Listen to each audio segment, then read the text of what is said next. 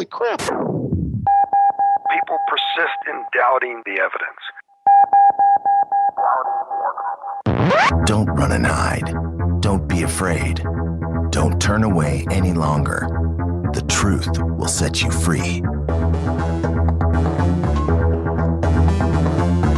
You're listening to Jimmy Church Fade to Black on the Dark Matter Radio Network.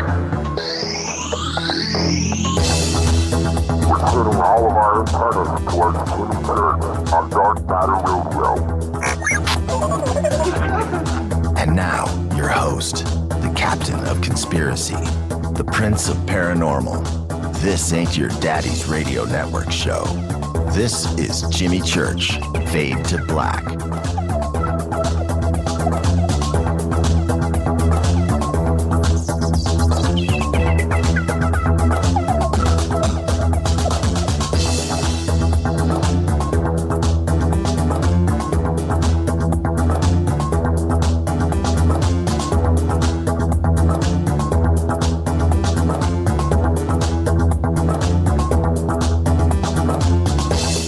Oh, yeah.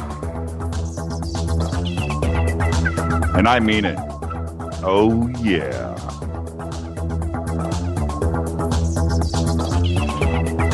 Fade or not, roll call.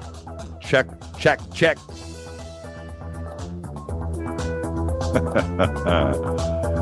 How you doing? This is Fade to Black.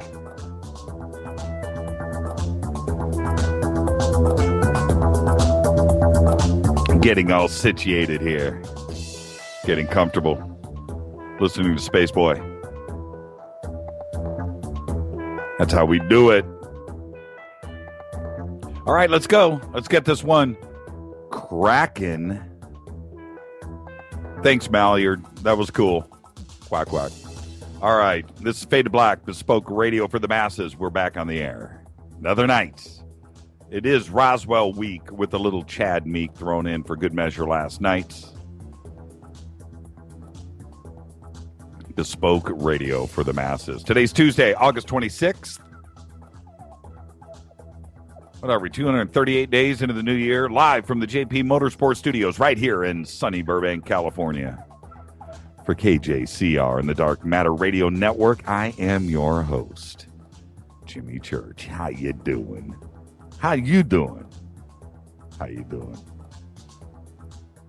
Everybody listening around the world, across the United States, up and down, north and south, east and west, hither and thither, to and fro. I'm watching Twitter. I'm watching the roll call. I'm letting you know. I'm watching it. Yesterday was Danny Holzhauser's birthday, and we missed it. So I'm making up for it today. Happy birthday, Danny. He's been listening to the show since day one, or so he says. Anybody will say anything, won't they? Happy birthday, Danny. Follow us on Twitter at JChurchRadio. That's what you want to do. Tonight, Jesse Marcel, Roswell royalty, in the house tonight. We've got a few special guests lined up to join Jesse. It's going to be a great show. Say that every single night, but they're all good. They're all pretty good. Follow us on Twitter at JChurchRadio, Facebook, YouTube. YouTube blowing up. We do have, by the way, I'll let everybody know. Yes, the podcast has arrived. We have partnered with Libsyn. I've got the first app ready. It's done. They delivered it. Looks good. The Android came first. Looks pretty good. And we use Cheryl Lynn's logo that she did. It's pretty cool.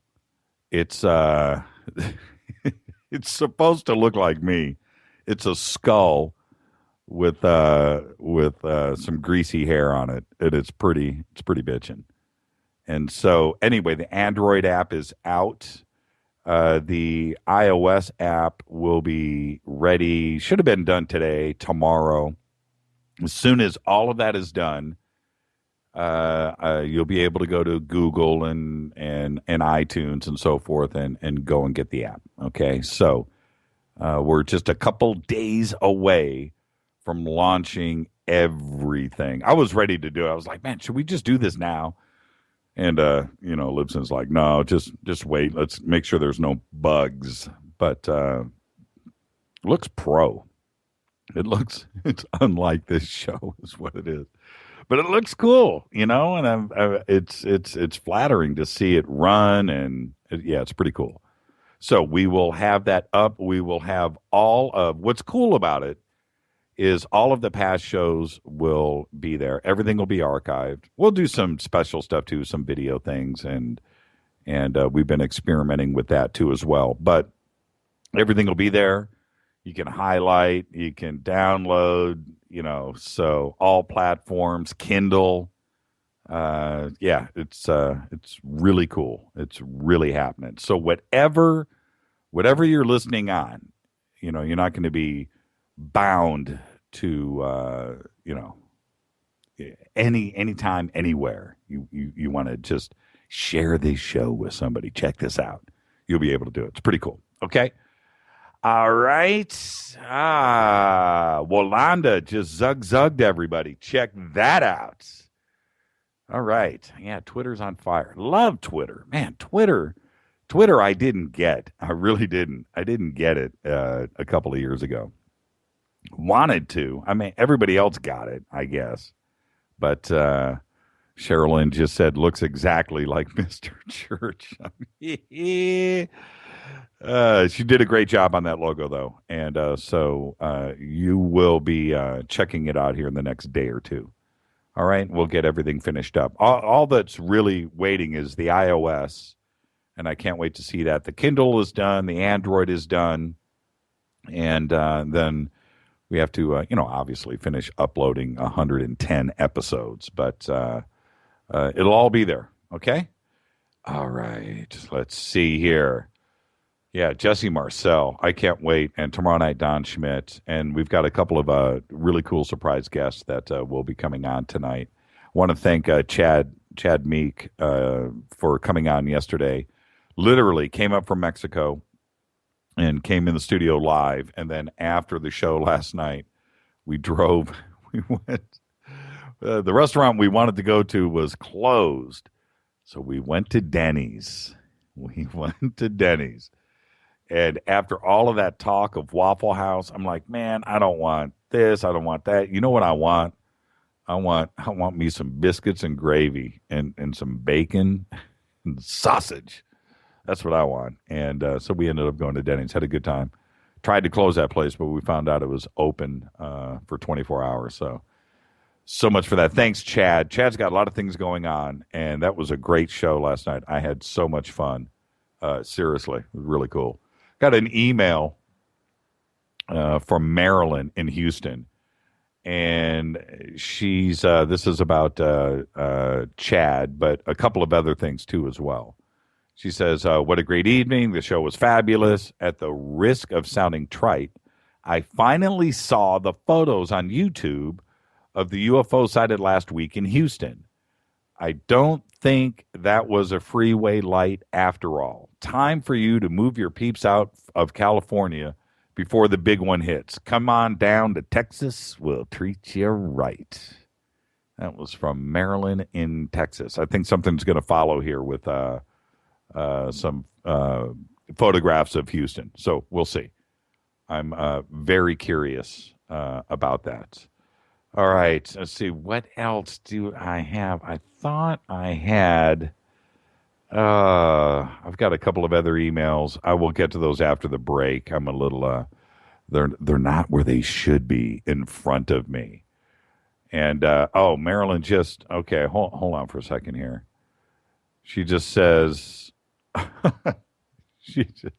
in real time, I'm reading her email. She sends another one. Yeah, thanks, Marilyn. All the best. We love, I don't know if we've really talked about this too much on the show, but this is the strange thing about the world and how this show feeds the known universe as we know it. we used to, well, we still do, but I mean, we used to monitor everything every single day, who was listening and where. And it's strange about the United. Now it's kind of filled in. Now it's not really even across the United States, but it's kind of filled in. But we have like 3 zones. We have the West Coast, California, heavy audience. We have the Midwest, heavy, it's kind of spread out, but a big chunk there. Then we have Florida and New York. It's like concentrated in those 2 areas. But then we have Texas. Texas is its own thing when it comes to this show. Now, so I'm obviously referring to Marilyn and her email, Space Boy and so forth. But huge audience numbers come out of Texas. Huge. And then we have, when you look at the world, it's really strange what countries are really, really big here. Obviously, Australia is big. New Zealand's big.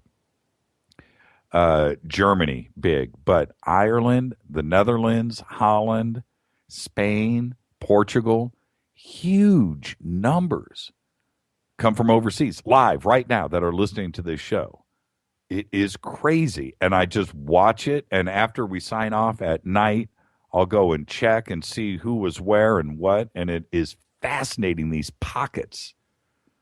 It's crazy. But out of all of that, and what I'm saying is, out of all of that, there's Texas. Texas is its own thing. We love all of our friends, but Texas, it's nuts. And now I'm going to speak to the rest of the world and to the United States. When you're driving across the United States and you plow through, let's say you're going from West Coast to East Coast and you're just driving from LA and you're going to go to Florida, and you just blow out of California and you blow through Arizona and you blow through New Mexico. And then when you hit Texas, you drive through Texas. Yeah, I'm looking right here. Brazil too. Brazil is huge. Brazil is insane when it comes to this show. Mexico, not so much. Brazil, huge numbers out of Brazil. Something's going on in Brazil. Trust me on this. Anyway, you're driving across the United, and when you hit that Texas border, you drive through Texas for like a week. You go through seasons when you drive through Texas. It's hot. You drive through snow. You drive through sea. It takes days. And then you hit the other side, and then you blow through a bunch of states. You can drive all through state after state after state in a day. But Texas, no. Texas, when you drive across Texas, it's a commitment. Texas is its own thing. Just got a tweet from Sydney, listening in Sydney. Exactly. It is absolutely nuts. Absolutely nuts. Sherilyn, yeah, why can't we have some cool UFO con here in Houston? UFO conference in Houston. Yeah, that would make a lot of sense. There isn't one in Texas? There's no UFO conference in Texas? Michael Keene just tweeted, Jimmy's working with the NSA, finding out what we're all. Yeah. Oh, man. All right. It's going to be a fun show tonight. I am so looking forward to all of this. Let's take our first break, and I'll be back right after this. This is Fade to Black. What is this? The Tuesday edition.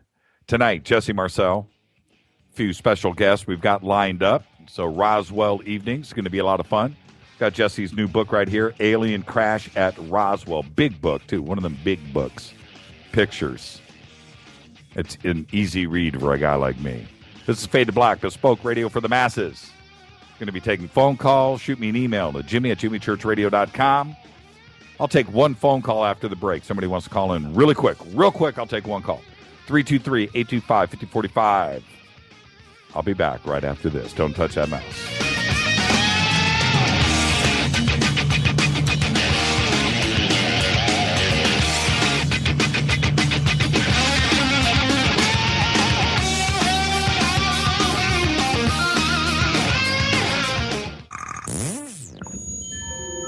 You're listening to Jimmy Church Fade to Black on the Dark Matter Radio Network.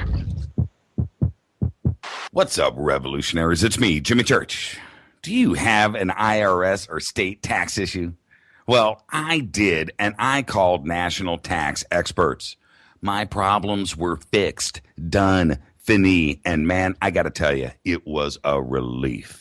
National tax experts are a recognized tax office that services clients in all 50 states. It doesn't matter where you live. Give them a call. I'm telling you, they take the time to understand each and every client's individual financial status as well as their financial goals. And that's exactly what you need, my brother, when you're taking on the evil three-letter. So, seriously, give them a call today at 1-877-909-5444. Again, 1-877-909-5444. Or go check out their website, www.nattaxexperts.com. That's NATTAXEXPERTS.com. Tell them Jimmy sent you. This is KJCR at JimmyChurchRadio.com. On the Dark Matter Radio Network.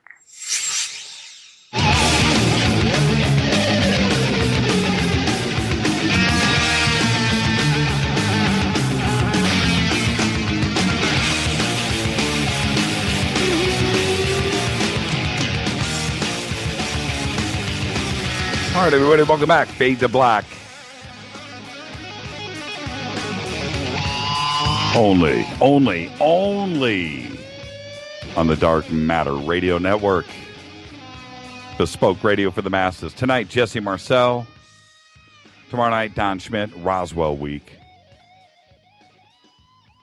Roswell Week.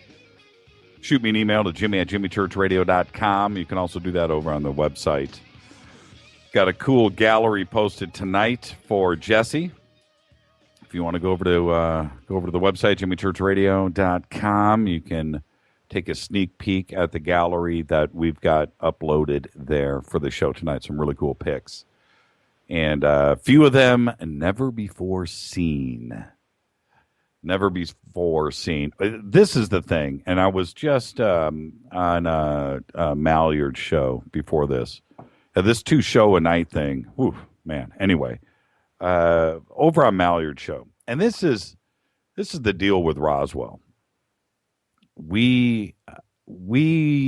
Roswell's now 75 years old, and I was over on Malyard show earlier today. I was talking to Bill Birnes about this too as well.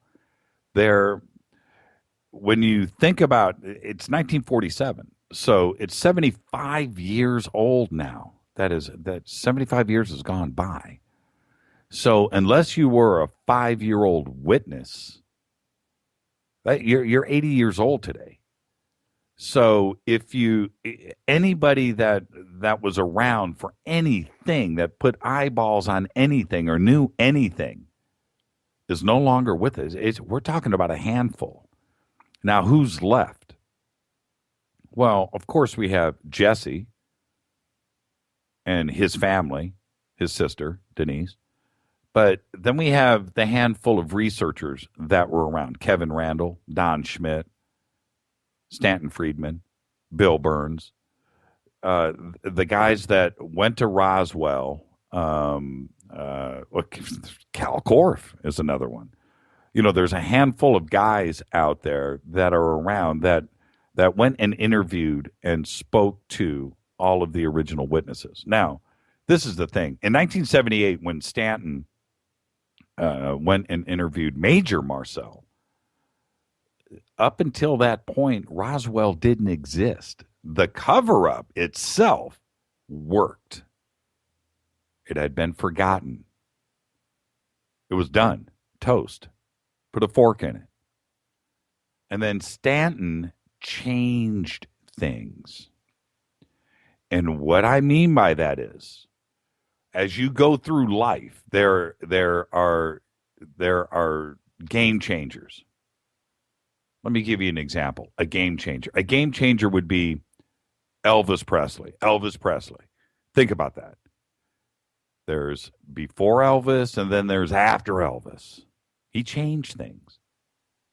Stanton changed things.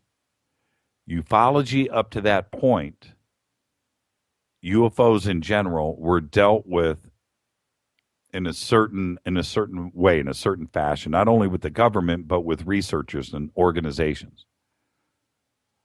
But Stanton, when he interviewed Major Marcel, that brought in the modern era of ufology. Everything else after that changed. You have before 1978 and after.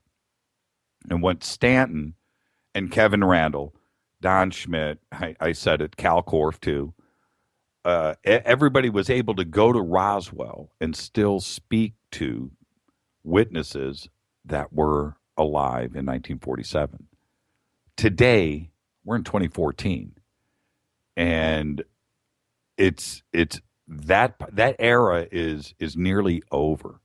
We don't have the ability to talk to original witnesses. Now, what do we have today? When I mentioned Kevin Randall and Don Schmidt and Stanton Friedman and Bill Birnes, these are people that spoke to everybody. That's all we have.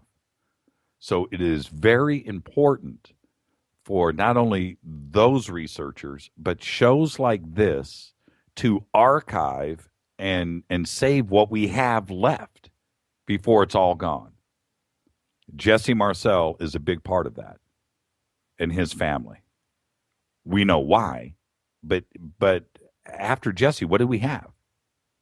We'll have Jesse's children that spoke to Jesse about it, Jesse III, but Jesse was able to speak to his grandfather and his father. Okay, am I making sense here? And so what do we have left? Well, guys like Don Schmidt, who's going to be on the show tomorrow. Don is able to go out and interview, record, and archive what we have left, and he's been doing that diligently. It is very, very important. That's why we're doing Roswell Week. I've had Stan on this show. I've had Kevin on the show a few times, Kevin Randall. And it is so great to be able to talk to all of these guys that have researched and spoken to everybody that was there in 1947. But we're very close to ending all of that. So that's why we're doing Roswell Week. Pretty cool.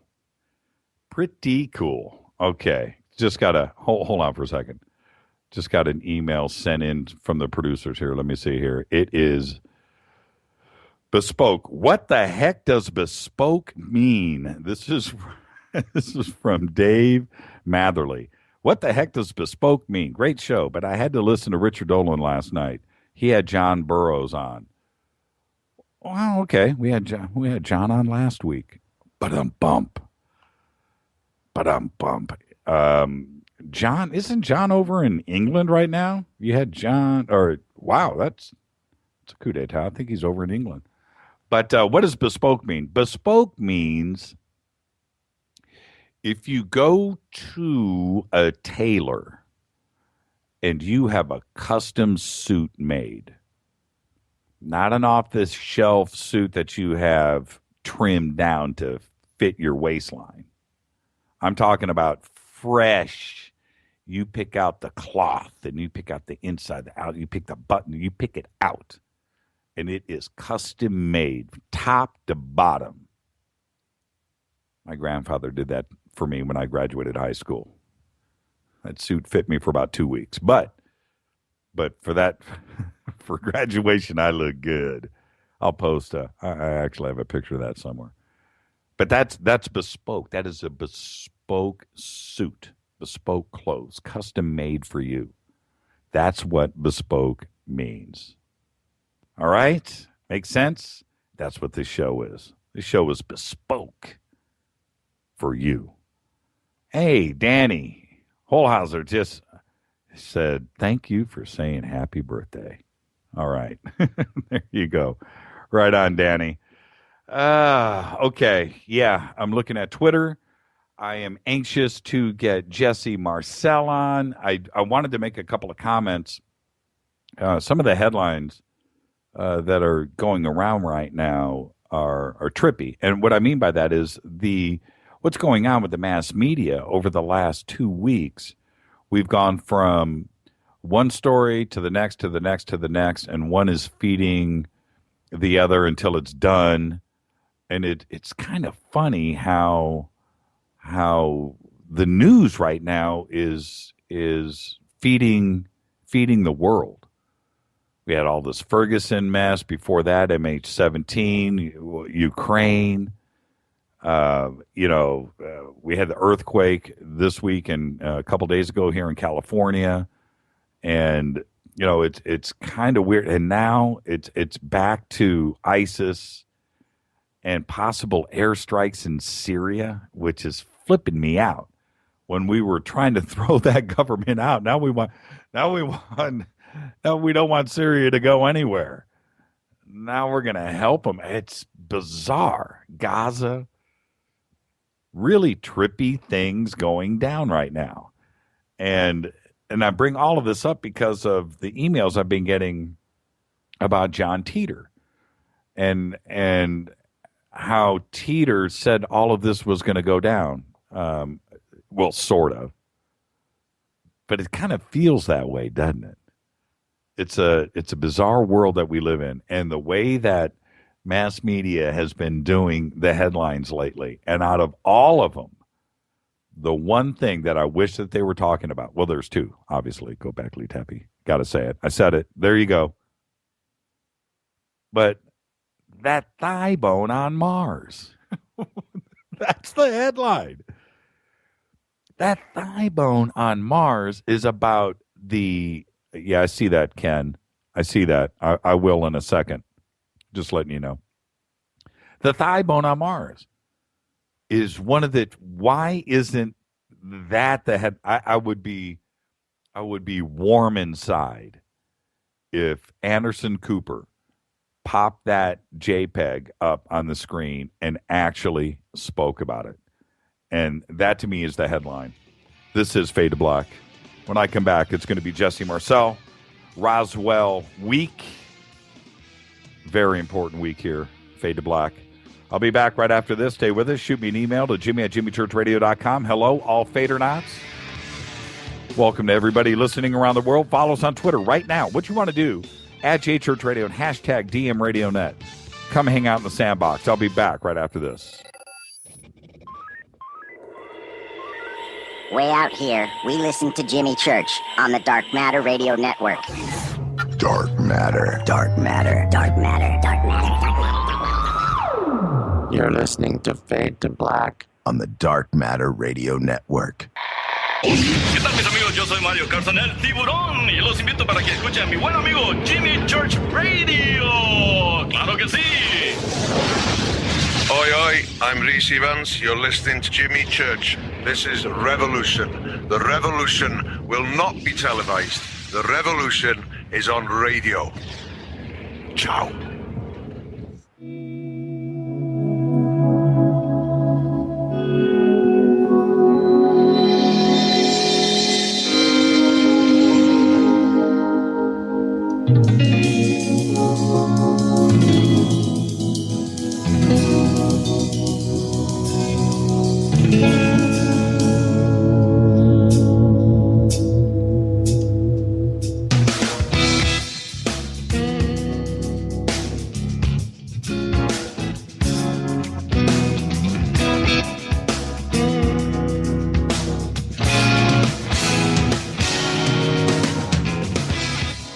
All right, everybody, welcome back. Yeah, this is Bespoke Radio for the masses. This is Fade to Black. I'm your host, Jimmy Church, only on the Dark Matter Radio Network. Before this scrolls past me, Cortana just tweeted, she says, with Google, can anybody figure out what bespoke means? And, hey, Jesse, how you doing? Yes. Great, I'm doing great. Hey, Jesse, I'm supposed to call you, brother. That's the first thing. I've got to do an intro. I've got to roll out the red carpet. I have to say welcome. I have to do all of that stuff. Now you throw me off my game, man. I am such an amateur. I'm so sorry. Oh, I have this big intro. Okay, let me just get this out of the way. Okay. Welcome to the program. This is Jesse Marcel, son of, you are Jesse J3, right? Yep, that's it. J3. Triple J. Yeah, son of Jesse Marcel Jr., grandson of Major Jesse Marcel, who broke the Roswell case. Not only broke it in 1978 with Stanton Friedman, but it goes way beyond that. He is the guy, and that visited the ranch. Mac Brazel. Hey, is it clear one thing up for me right now? Is it Brazel? How do you say Mac's last name? I've heard it both ways, as Brazel or Brazel. I've heard Brazel more than anything, actually. It's Really? inside our family, yeah. Mac Brazel. Brazel? Okay, that just throws me. It's probably wrong, but that's why I've heard it. Okay. Did you ever meet him? No, I have never met any of the family whatsoever. I know my father at one time, or heard one time my father communicated, I think, with Mac's son on some incident of some kind, but I not much more than that. Who owns that ranch? Foster's, I think they own the property, and I couldn't tell you if they still do. I think they still do. And obviously, Mac was a ranch hand there, living out on the prairie. Right. So it's the Foster Ranch. Mac Brazel was. I just want to clear up my brain. Sure. Did he own it back then, or did he just work at the ranch? He always has just worked the ranch. Okay. All right. So that just clears that up. I've read, when you read so much, I don't know if that was ever really fundamentally clear. He always seemed like he was the owner of the ranch. Yeah, it never. Yeah, I agree. It is kind of unclear unless you're a little bit more involved in the story. And it was funny. I was just talking to somebody yesterday, and they want to write the story of Mac Brazel, and I think that's a good idea. Mac Brazel. Yeah. Mac Brazel. It's Brazel. Mac Brazel. Yeah, it could be Mac Brazel. Honestly, we call it Brazel. It could be Brazel. I mean, it sure could be, but I think it's Brazel. You say tomato. Exactly. I say tomato. Well, I'm sure you were listening to the intro of what I had to say about Roswell, and you and I spoke about this briefly a couple of weeks ago. And I've certainly talked about it on the phone since then. But those who are left, I mean, we have to remember, Roswell's 1947. This is 2014. As much as you want to think it was yesterday, we're 70, 75 years removed from that now. Yes. So unless you were 5 years old as a witness to anything in Roswell, you're probably dead today. It's true. I mean, that's the reason, Don Schmidt is chasing down everybody who's left. He's doing a fantastic job of it. Yeah, but it's just there is not firsthand witnesses. There just aren't very many at all anymore. Who is left? Yeah, and I apologize, but that is a question for Don Schmidt, because he does all the investigating. I don't even know. I mean, some of the few people are more like like I am, grandkids, and of course I fit in you kind of uniquely because of my father. But I honestly, and I seem to be kind of aloof, but I can't even tell you who's left. I know. Well, no, but that's my point. But that's my point. Mm-hmm. It's real. We're at that stage, and it is kind of scary. Now we have to depend on the third generation, not even second generation anymore. We're 75 years removed. So if you were born in 1947, you may not be alive. You understand where I'm going with this? Yeah, it few and far between, and and unfortunately, some of the facts of the case are disappearing right along with them, of course. Yeah. But it's, and I kind of preface that I think it's important. I mean, Roswell's been talked about a lot, of course. It's kind of like the beginning of a lot of this, but it's like anything else. It's good to know where you came from. Right. It's good to know what started it. That's kind of where we feel about it anyway. Hey, this just came in on Twitter. I will read this. This came in from Grail Films. He says, ask Jesse about Brazel's new truck he bought with the money given to him by the government to keep quiet. I don't know if I would have ever ask that question tonight, but that is a fantastic. Did that really did happen, right? That was to shut him up. And if I give a little insight, that the person who wrote that in is actually is one of my business partners down in Brazil. Oh, that's not fair. Grail Films BR is actually a company I'm part of, so that's kind of funny. But there is that story is complete. There was he was seen being a ranch hand. He didn't make a lot of money, basically, as the case was. But he was found driving a new truck after being asked to be quiet about all this stuff. So there is truth to that. Now, when and we did put up the gallery. Okay, yes, I see. Yeah, it's up, and we'll get to that in a few. But one of the things that I enjoy talking about, it's not so much the stuff that we can read about. There's plenty of books, plenty of documentation, movies, documentaries. It's all out there. It's all been done. But one of the things that is fascinating to me is in talking to someone like you is that photograph of your grandfather with the debris and the look on his face. Because your grandfather. I mean, I certainly knew mine before he passed, and I know my father, and I know how they act. And when I look at that photograph, the look on his face says, "I don't want to be here. This is BS, and I'm uncomfortable." That's what I see in that photograph. Now we're talking about your family. Right. What do you see when you look at that photograph? Well, I've always known that it was all a fake. There was never a question, at least within the ranks of our family, that we all knew it was a setup. But my sister Denise actually brought up something just in the last 6 months or so, and she mentioned, if you look at him, he's never looking at the camera. No, he's not. He's looking in the background. Right. He's looking at somebody barking him orders. Right. At him. And that's really what it was, and he towed the line. He did what he was supposed to do, but begrudgingly, to say the least.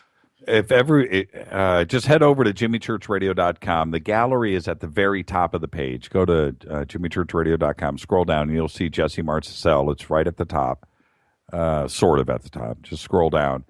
And the middle picture of the top row is the photograph that we're talking about. Now, I've just clicked on it, and I'm telling you, that is a man that is uncomfortable. That picture, you can tell it's staged. Well, and to give a little bit of my grandfather, I mean, look where he came from. He got together with the crew of the boxcar and let them know, hey guys, you're going to be dropping a nuclear bomb here. He was that fellow that did that.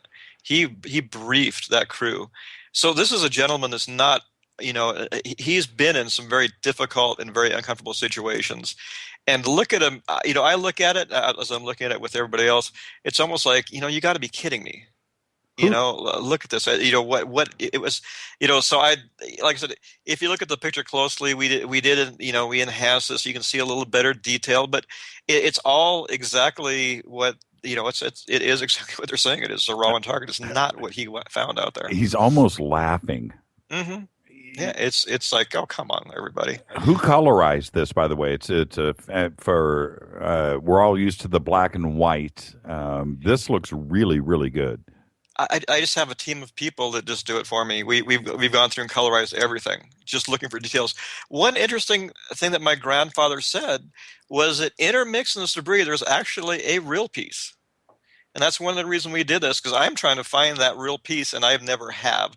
And that wasn't actually relayed directly to me from my grandfather. That was actually from my father. He said, yes, there actually was a true piece in the colors, in the picture. Although there's quite a number of these pictures. I think you can find a few of them on the internet, right. Not with just my grandfather, but another gentleman. So apparently in the room, if somebody's really an investigative journalist who's really into photography, there's supposed to be a real piece somewhere, and I can't tell you exactly where it is in the picture. But when were you born? What year? 67. 67. So you hung out with your grandfather. Yeah. Did he ever talk about it before he met with Stanton Friedman in 78? We talked about it inside our family with our father and that kind of thing. And he did. I would say I wish I could be more specific. It really was close to that same time. Um, we really learned a lot about it from our father, and then we'd all as a family go down to Louisiana and spend some of the summers with him, and in it around that period. And my father my grandfather, like I said, although Stanton Friedman was the first person who reported it, he wasn't the first person my grandfather had talked to about it. He was a ham radio operator, and he had talked about it. And he had mentioned to somebody, one of his buddies, I'm not even quite sure from what country, all about, hey, someone recognized his name, and he said, "Were you part of that Roswell gig?" And he said, "Yes, he was." And and then somehow that funneled through. Stanton picked up on the story, and then it went crazy. But did you ever speak to your grandfather about it before Stanton? I mean, was it something that I say this every night on the show? Thanksgiving dinner at the at the Marcel house. I mean, was it discussed? Yes, in depth. I've told the story quite a number of times, but at the Marcel family, Star Trek was playing on the TV, and we'd be talking about Roswell a number of times, quite a number of times. Tell me about it. It was fun. It was just, I'll tell you what, the biggest takeaway I ever had, I really enjoyed those. Were some really great times in my life, was we were sitting here watching a science fiction show, and I would always be watching it with a little different, I mean, obviously knew it was purely fictional, but I would always, say that, I would think about those other families on some other distant planet that were sitting down at dinner at the same time. And like I said, it was a warm, very comfortable thought. It was nobody ever, like we're scared, like, oh my goodness, something's coming or something's here or those kind of things. It was always a very positive, very optimistic look at the universe and how great things are. Did he ever say things like, I don't want to put words in your mouth or his, Sure. But did he ever say things like, yeah, we're not alone. I know I touched, was it ever like that? Absolutely. I mean, not exactly those words, but absolutely. This stuff is basically, without a question, in his mind, never was, and to use his words, not made by human hands. Absolutely held to that all the days, or the rest of the days of his life. It never changed that whatsoever. How did that make you feel as a kid? It was interesting. Really growing up, it was such a common thing within our family that it actually surprised me that other families weren't having the same kind of conversations. I didn't realize that that this story, or the story of life in the universe, excuse me, and UFOs and that kind of thing, weren't just an accepted part of our culture.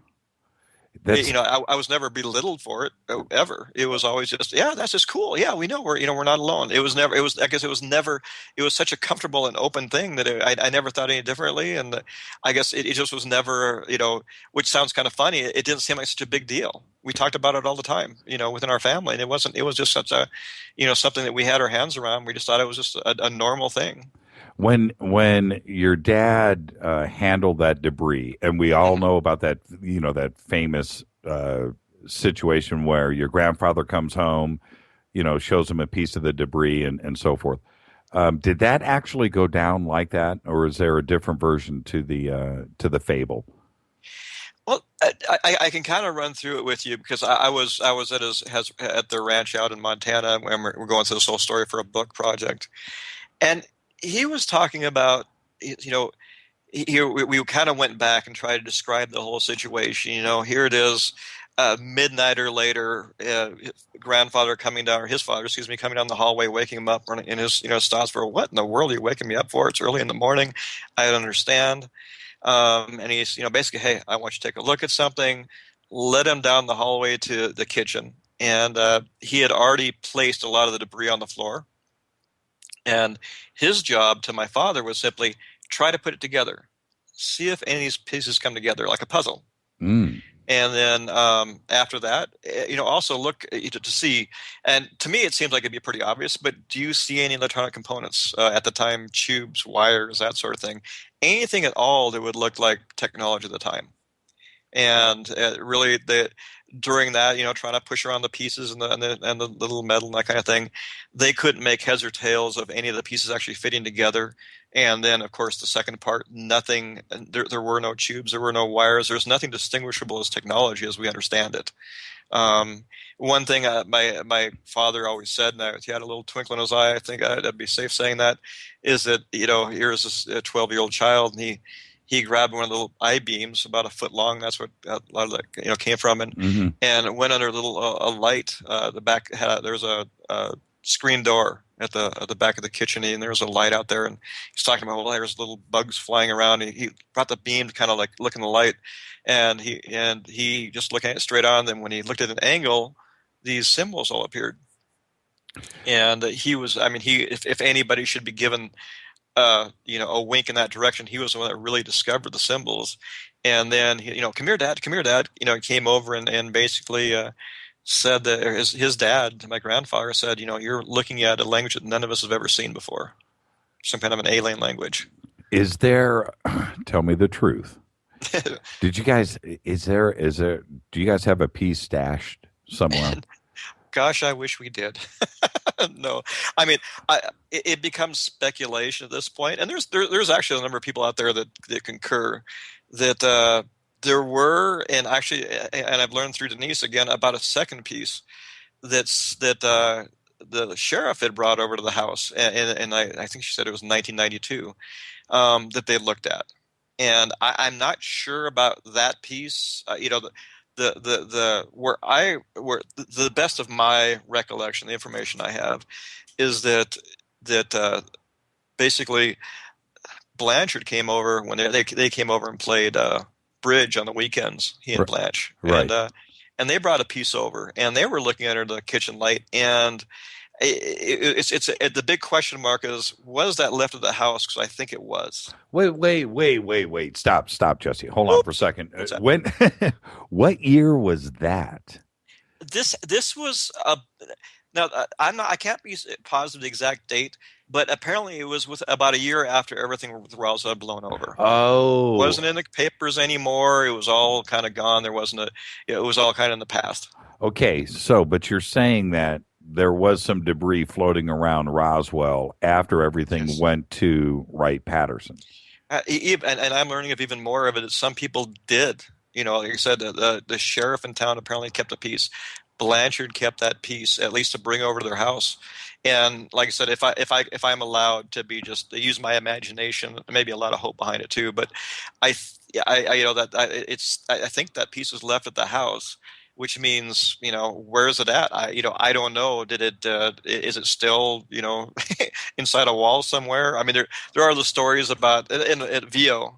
My grandmother and she kind of laughed about it. Is that after that night they looked at the debris, and there's some little tiny pieces, thread-like pieces, that she simply just swept out the back door.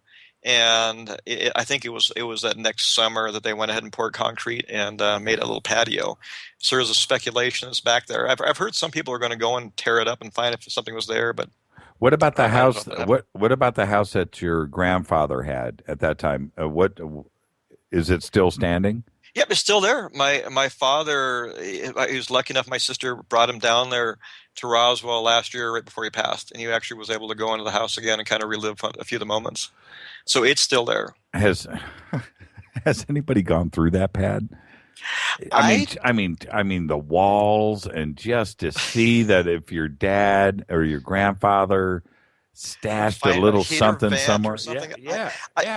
Honestly, and I'm just talking like I don't know any more than anybody else walking on the street, but if I was there, I'd be doing exactly what you're saying. There would be nothing left of that house. No, I'd be tearing exactly studs out of the walls. I'd be looking down every heater vent. Yes, and that kind of thing. It's like that piece. That piece that Blanchard had. It's anomalous. Where did it go? What happened to it? It's somewhere, and I don't know if it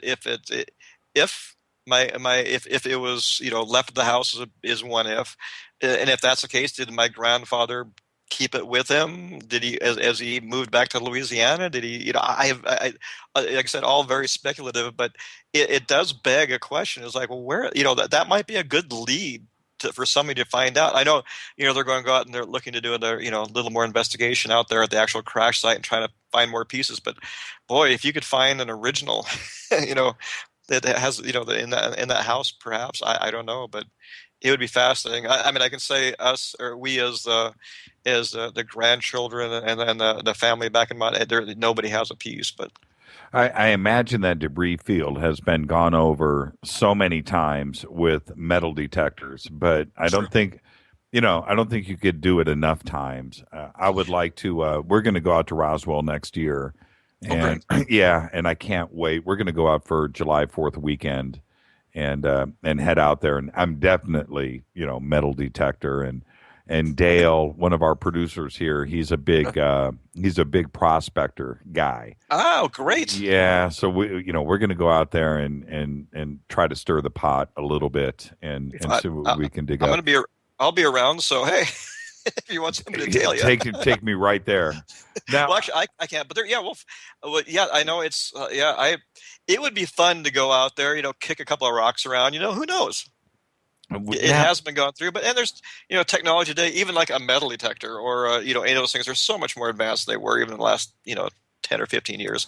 Who knows what you'd find? Yeah, I know. You got to do it. One of the things I wanted to ask you about with the story itself is I don't know if it's it's grown into things that maybe didn't actually happen. I mean, that's possible, but.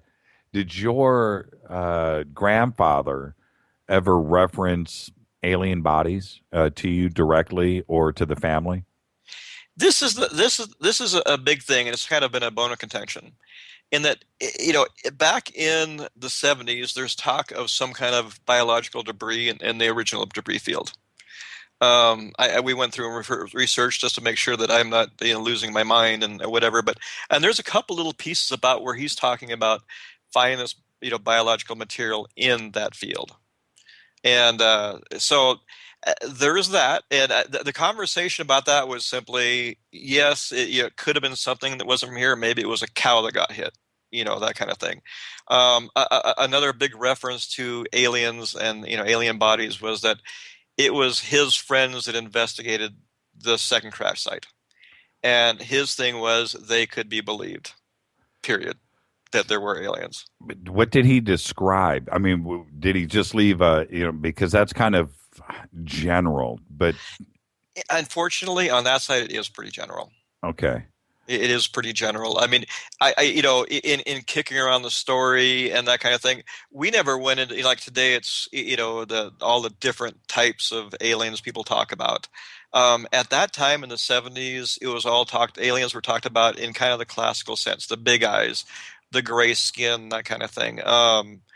And I've tried to make some inroads to, perhaps there's some, biological reasons why, beyond just simple evolution, as to why it looked that way. Mm-hmm. We had an investigator, I'm kind of going off topic a little bit here, but who investigated the symbols.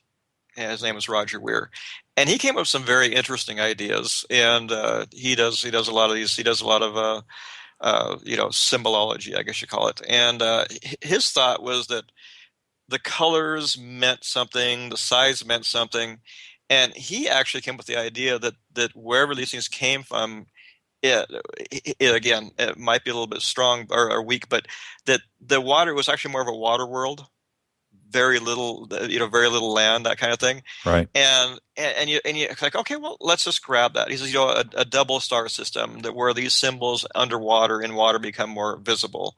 The size might dictate the size of these beings, that kind of thing. And if you go down that road, well, what if these were, almost fish-like, scaly, gray, that kind of thing. And it loosely does kind of fit the story. So it's kind of fascinating. Okay, I'm looking at some of the symbols that are in the book, your book. Yes. Okay, sure. Now, where did these symbols actually come from? Did they come from your father, or did they come from your grandfather? Both of them. my father, and he posted. You can see what he did there. He scribbled them out there. I think there's somewhere on the internet. There's a picture of what he did. Right. And then my grandfather scribbled out ones also similar. Now, the ones that my dad had, like the one that he stands behind the most, he remembers the most, is it's like the pyramid with a little ball over the top of it. Yep. Little Looking circle. at it right here. Yep. And he's always said that resembles a seal balancing a ball on his nose. And as a child, that's how he remembered it, as a seal balancing a ball on his nose. My grandfather said in some of the scratches that he had done, where there are more moonlight crescents and dashes and slashes, that kind of thing. Yeah, I'm looking at those now too. So you figure that right there is composed of my grandfather's drawings and my father's drawings. Yeah, I guess I could see the seal with bouncing a ball on its nose. The other one that I always thought was interesting was the oval with the two circles underneath it. Yeah. I don't know what that would represent, but when you look at the symbols themselves, they just don't look like, anything that you can relate to here on planet Earth. And I'm afraid, crazy stuff, maybe hieroglyphics or Sumerian or any modern. I just don't see. I can't connect the dots. They just don't look familiar to me. Well, and this Roger Weir, and like I said, at least to say the least, he has the most interesting description for all this. But what I like is that he thinks he coined the term magnetolith, and he thought that these actually represent a map of where these things came from and wherever they've been. Someone I've talked to had kind of an interesting concept, thinking that, well, I wonder if one of those symbols represents the Earth. Right. That sort of thing. So it's fun. It's to think about it that way, and I don't think it's any more unrealistic to think that might be it.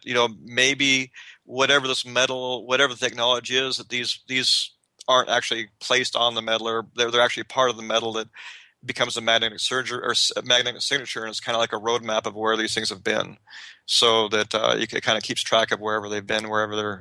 So it gets fascinating anyway. Right. I want everybody to go over to jimmychurchradio.com and scroll down to the gallery. And since we're talking about this, the first pick is the Scotch tape. And I'll hand it off to you since we're talking about it. Sure. Well, this is always fun. It's part of what the military came up with, is because in the middle 40s, 45, 46, 47, that a lot of raw materials are pretty scarce. They're used up in the war. So you had when they built things, they had to use what was available to them. And they went as far as saying, well, these Rowan targets, these top secret, balloons and targets to listen to overseas nuclear explosions, what it was all about, were put together with old Scotch tape that had Christmas figures on it. And they were saying that these Rowan targets, which were balsa wood sticks and tinfoil, basically with a paper backing, use this same kind of tape you see in this picture. And that in the sun in the desert, these became burnt onto the wood sticks, and voila, there's where the symbols came from. And you'll see also on this picture, I think I sent one. And this is just something right off the internet. You'll see is there a picture? Oh, it didn't make it. And in a picture of a Rowan target, if you look up a Rowan target and the ones that were actually assembled and used back then, and enhance the pictures, take a look at them closely, and you'll see there are no symbols whatsoever on any of the edges, on any of the seams, anywhere. And it baffles me that our military, with a top secret radiation detecting balloon system that they were using to send up and check out what the Soviets were doing at the time and monitoring whatever their excuses were, radar deflection and whatever, that they were using, tape to assemble. If that is high tech as what was going on back then, I just don't buy into it. Yeah, nothing else was done that way. I mean, why just the Rowan targets? And I always get kind of a kick out of the idea that, okay, here, and they'll say it. You'll see it. It's not a conspiracy or a hidden topic. That the Rowan targets were a top secret program we had, but yet they're willing to splash it on the front of a newspaper to explain away Roswell. It's like, when in history have we released a top secret project to say that, which should have been meaningless? Like I said, on that level, it just all falls apart. Forget everything else. It's just, there's, whatever you might believe it is or isn't, it's not what they say it is. No, it can't be. No, and when you think about not only the bombers that we were using, the Stratofortresses and everything else, but the level of sophistication with all of our military back then, well, today too, it's not Sure. any different, but are you telling me that Fat Boy and stuff that was dropped in Hiroshima or Nagasaki had balsa wood and tape involved with it too as well? These top secret Alamogordo, are you telling me that that's what? No, stop it. Just stop. It's unbelievable to me. Yeah, so the figure that the technology went to a nuclear bomb is very advanced. It's very complex. Yeah, it was balsa wood and tape. So where does it? Yeah, the whole thing is, if it was something else, their cover up was one of the most miserable ones done in history because they really chose the wrong. I guess there's probably some people that believe it. I've heard everything, every reason under the sun of what it could be, but that's usually, I would say, 1 out of 100.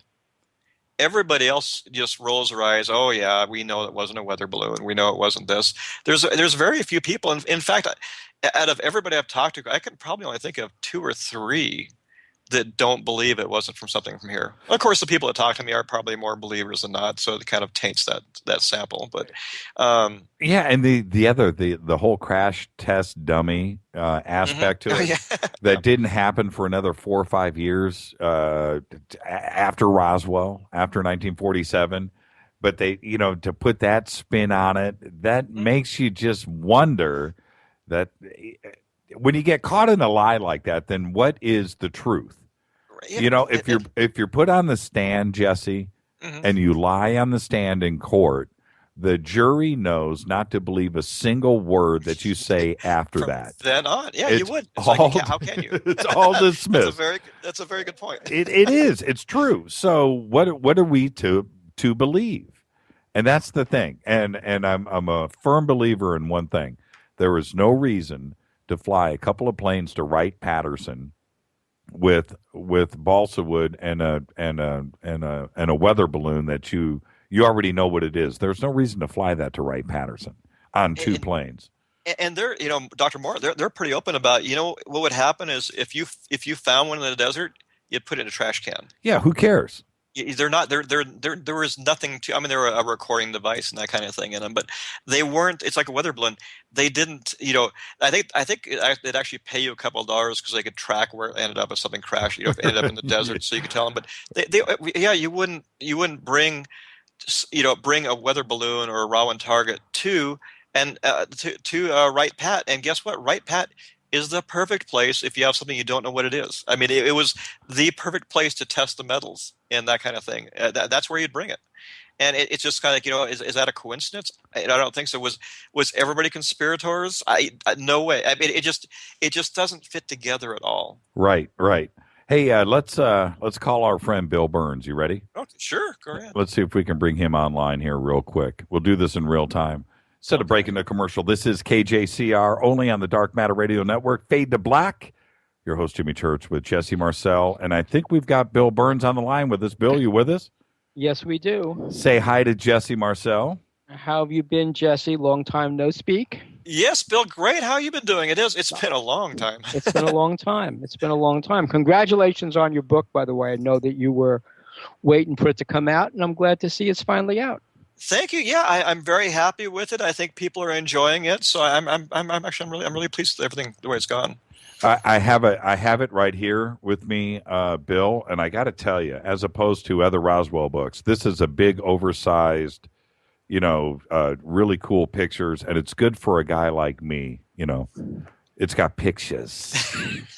The idea is if you're a really devout researcher into Roswell and you know everything under every rock, it's not going to be that interesting to you. But if you have an interest in the subject, maybe you don't know all the facts. It just kind of covers everything.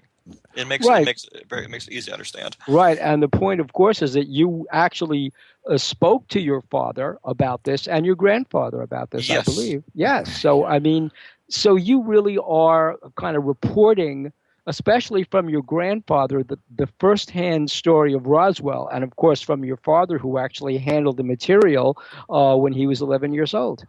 Yeah, I try to do it. On each little area, I kind of put out there about what the public knew about it, and then kind of inside the family how we talked about it, what we thought of it.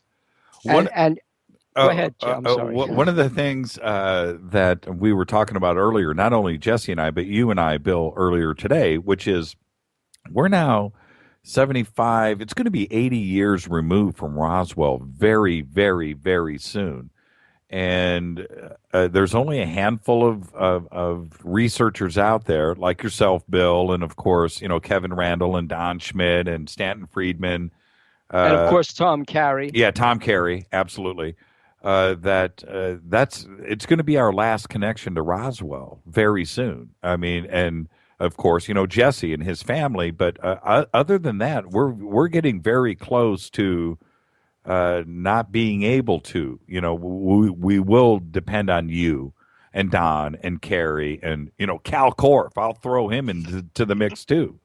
It's pretty scary. It seems like 1947 was yesterday, but it's 75 years ago now. Yeah, it was a long time. Now, Jesse, one of the things that really intrigues me is when I remember your father telling me this story, that when he was a child and the Korean War started in 1949 and the family was moving to Louisiana, and your grandfather was leaving, it was then the Air Force, obviously the services had split. Yep, split. That your father actually challenged your grandfather on why are you resigning when there's a war breaking out? And clearly your grandfather would have gone from major to a light colonel, probably to colonel by the time he retired. Did you ever talk to your grandfather about that? Not specifically, but he did become lieutenant colonel. They did bring him up. Right. So they did bring him up, yeah. No, I mean, there was, and I could only speculate, and part of that was, I mean, this event did rub him a little bit wrong, obviously, and his involvement with the Second World War was troubling to him. He believed that he was the root, or he really felt like he had caused horrible, atrocities, and he was on that level. He just was not very happy, and I think maybe it was his time just to get out. Well, I know that it was because the 509th, that was the first Strategic Air Command base in the United States, and they were the ones responsible for really setting up the mission to drop the atomic bomb. So everybody at that base shared responsibility for what we did at Hiroshima and Nagasaki. And so I guess that really influenced your grandfather in very lingering ways. More than you know. It wasn't Roswell that troubled him in his final years. It was everything that happened back then. It was really all about the Second World War. I mean, I remember us comforting him, saying, which anybody would. It's like, no, what happened. You don't know how many lives were saved because of what you did. That kind of thing. So we tried to reiterate without them, but he was a very deeply troubled person because of what happened back then. Jesse and I were talking about that earlier, Bill, and was Jesse Major Marcel, was he the last guy to talk to the team before they took off from Roswell? On Boxcar. Yeah, on Boxcar. Yeah, Boxcar. Yeah, he was the last guy, right? We have well, I don't have it. There is a bill that was signed by as the story goes, signed by all the people on the Boxcar as a short snorter. I'm not quite sure if the audience knows what that is. It's basically, hey, you're sending us out here, and you owe us each a snort of liquor, right, for doing this mission without you. Do you have that? Do you have that? I don't. I mean, it's within our family. I'm not quite sure. My father's widow, Linda, has it, I think, and I'm not quite sure if she has it in a safe or she has it with a museum. I'm not quite sure where it's at right now. Tell the audience exactly what we're talking about. It's a tradition that everybody signed the bill, a dollar bill, and then if you were, correct me if I'm wrong, because I wasn't alive back then, but if you didn't have the bill on you when they demanded it, you had to buy the round of drinks at the bar. Right, you're buying a snorter liquor for him, right? And so my grandfather owed drinks all around. Because there's one thing, and this was told to us through him, is that when these guys got sent off, they didn't know if they're going to return. Exactly. They didn't know if their airplane was going to be burnt out of the sky. So it was tense moments, to say the least. Because what they'd never tested before, or if they had not under those conditions, was things like the altitude and things like how would radiation affect the plane, how would the blast affect the plane, things like that. They'd done the ground testing. Yeah. But so we were in way over our heads when they were doing this. Did they know what I've heard this discussed before, but did they actually know what they were doing? I mean, did they actually know what they were doing, that they were going to go and destroy an entire city? And did they know that? They knew that they were on a special top secret mission. But do you think they knew? The crews and that kind of thing? Yeah, the pilot knew. What was the pilot of boxcar? Anyway, he knew, but I don't think anybody else actually knew. I really don't. They happened obviously pretty fast together. I don't know if I think they had an idea, of course, of what was happening, and they realized the importance of what they were doing.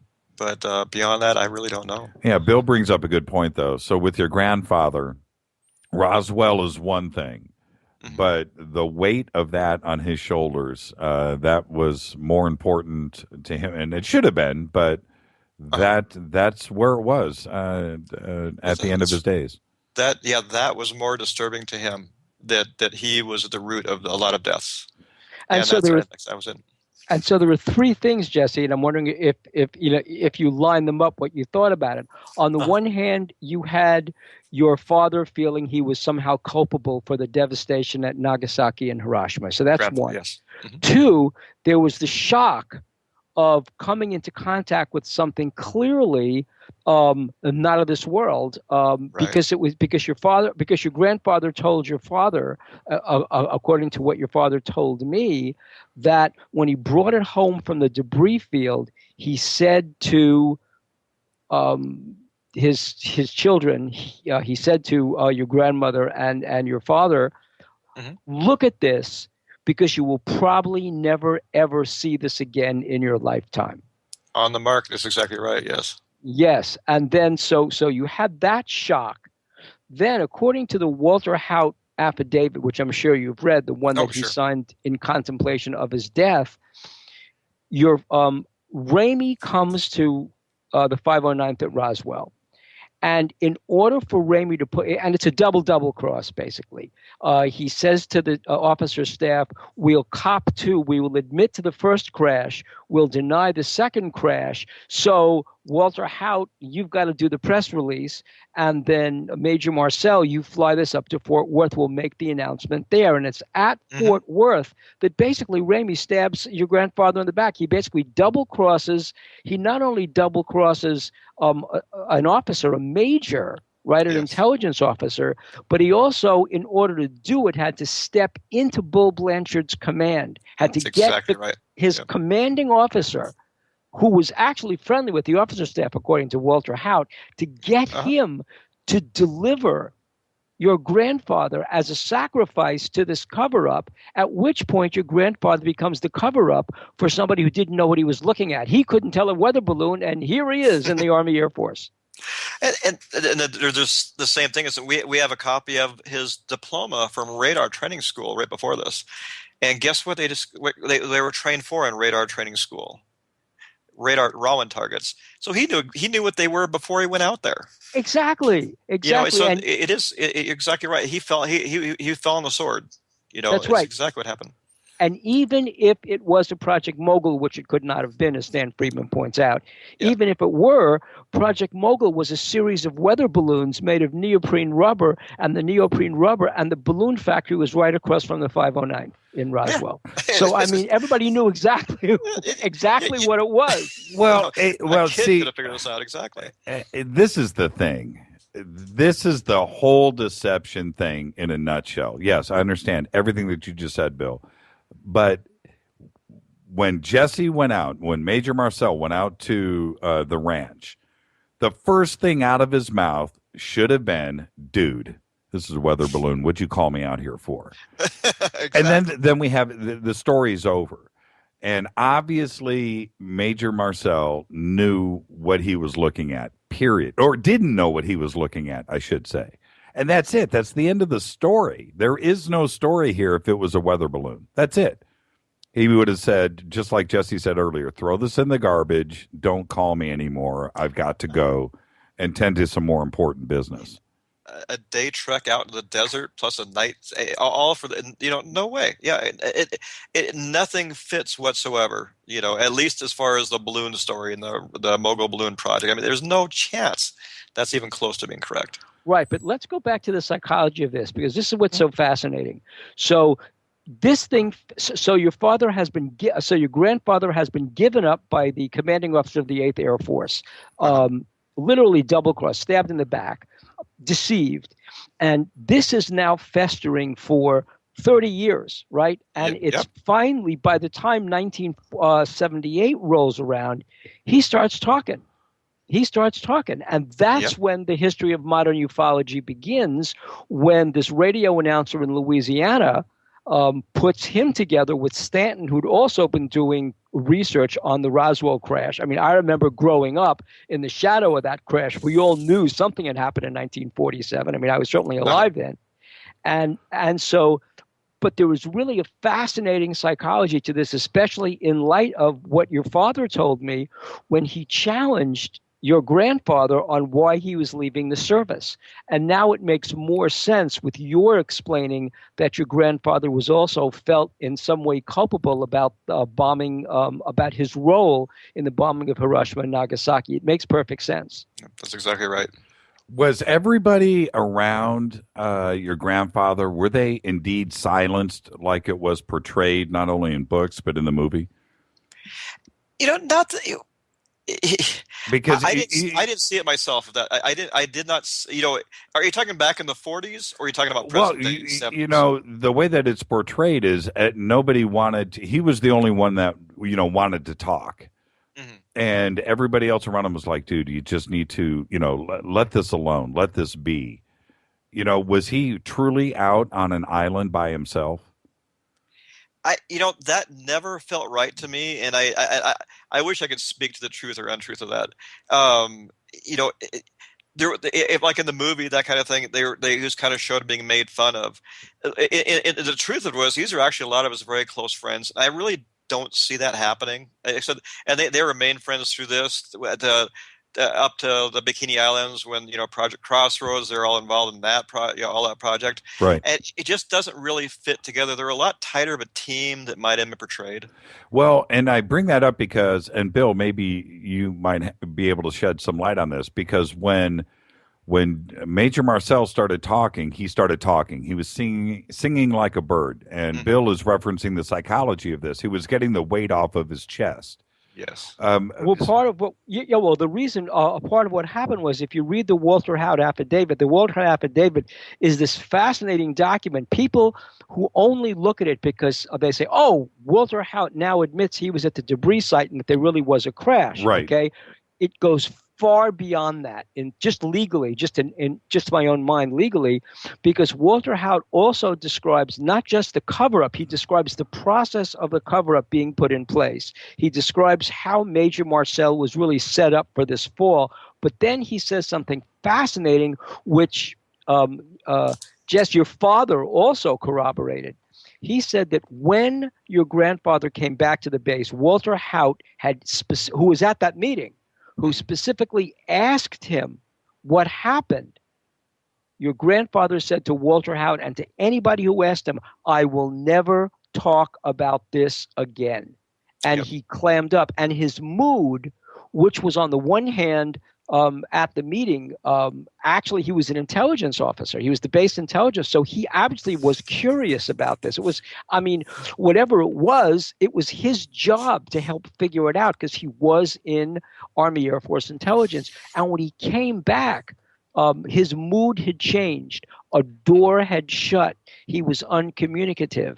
And that's what Walter Haut remembered when he wrote that affidavit. And there's one thing to corroborate even further, and I think you've heard the story too probably, is that he went home after being gone, and he was given a 3-week leave when everything went down. And it was to go back to Houma, Louisiana. And just as an insight, he didn't go back to Houma, Louisiana. But he and Blanchard were both given leaves. And when they returned to the base from their leaves, so to speak, like I said again, they weren't leaves.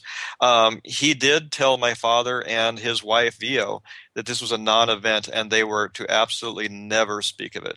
Absolutely. So it went further down to his family, a non-event. That was his word. It was a non-event. Do not talk about it.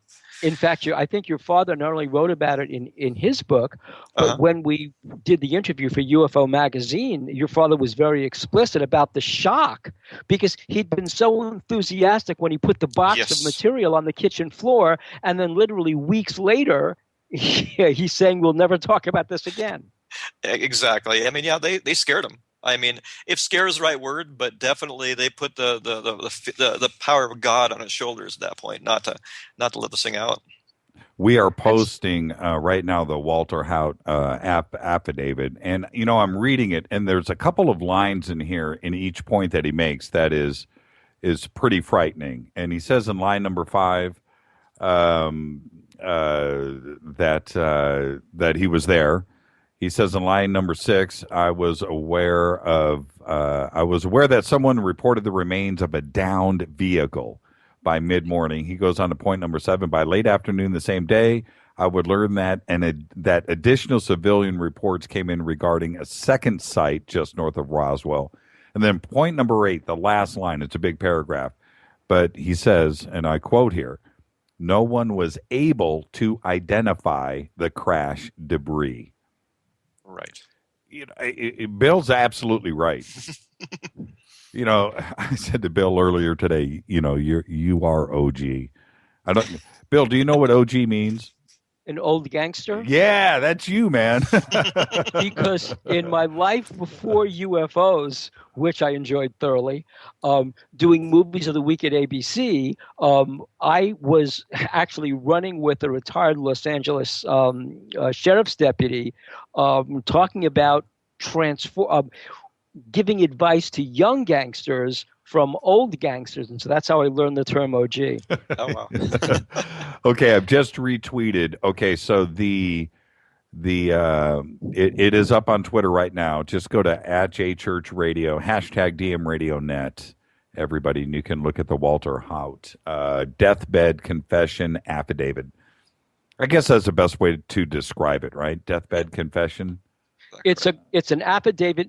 First, it's not a confession. It's an affidavit made in contemplation of death. They're two very different things. He was not dying. He was not on his deathbed when he swore this out. In fact, the story, this is absolutely material. The expert on this, I'm not the expert. The expert is tomorrow night's guest, Don Schmidt. Right. Because it was Don Schmidt and the story of the affidavit. And Don should tell you the story. It is a fascinating story of how he did it. It was really brilliant work by Don and Tom. And it was very simply this. Walter Haut, as he was getting older, was letting it slip more and more. I'd interviewed Walter Haut like 1,000,000 times. And as he was getting older, he was letting it slip more and more that something really did happen out in Roswell, that it wasn't just because he always said, all I know is Blanchard told me that this is what I had to say, and I said it, period, end of story. That's not true. He began to let it slip. He let it slip to foreign press. This was at the Roswell International Museum, and he let it split to some veterans.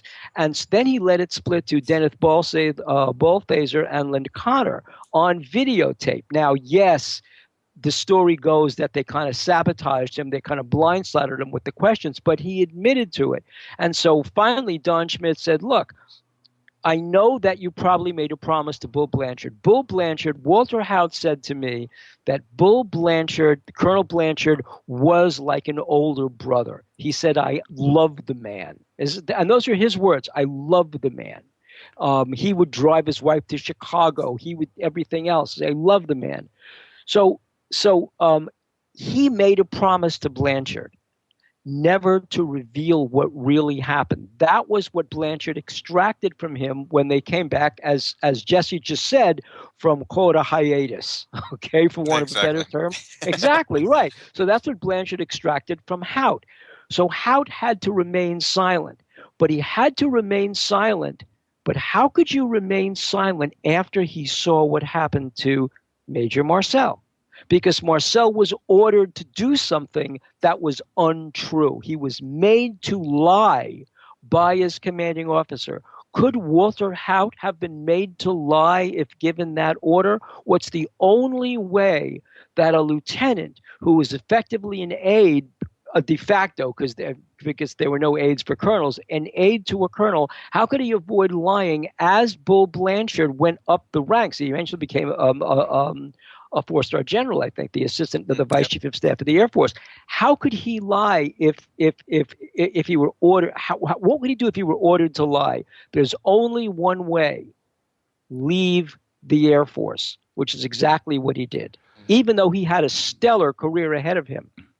Do you think the Air Force learned, well, the Army, the military in general, learned from the mistake at Roswell by allowing Walter to, because he knew what he had in his hand. That press release, when everything was going out to the press and to the local radio station there in Roswell, he knew what he had in his hand, and he obviously believed, when the military releases something like that, it has got to be the truth at that point, what they are releasing out to the public.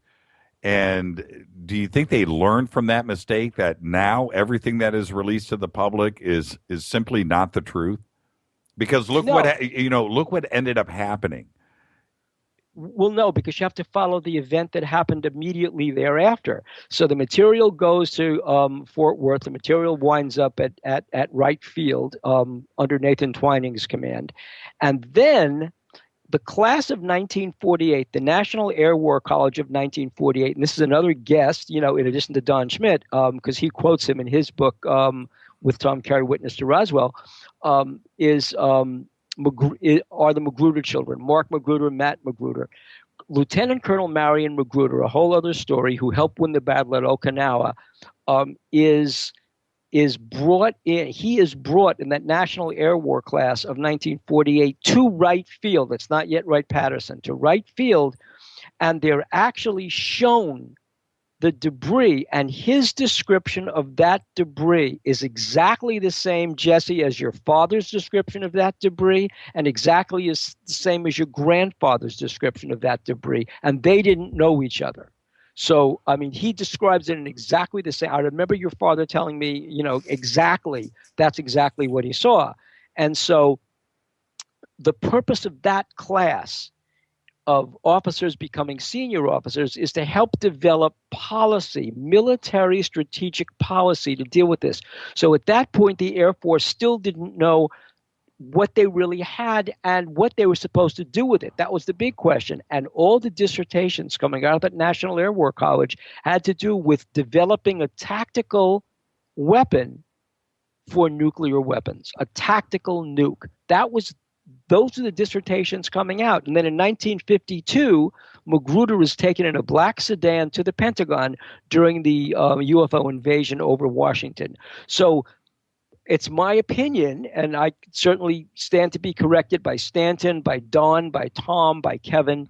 It's my opinion that the Air Force was still struggling at that point to figure out not only what they had, but what they were going to do. So, that's just my opinion. Well, okay, but we have to remember, this was right after World War II, where we are dealing with all of the spies and spy versus spy and the deception and the silence and what was going on at White Sands and the development of the nuclear bomb. Things were were handled a certain way with the government and what the public actually knew. They were practiced in secrecy and silence and feeding the press a certain way. And then suddenly Roswell comes along and they just let the truth slip out.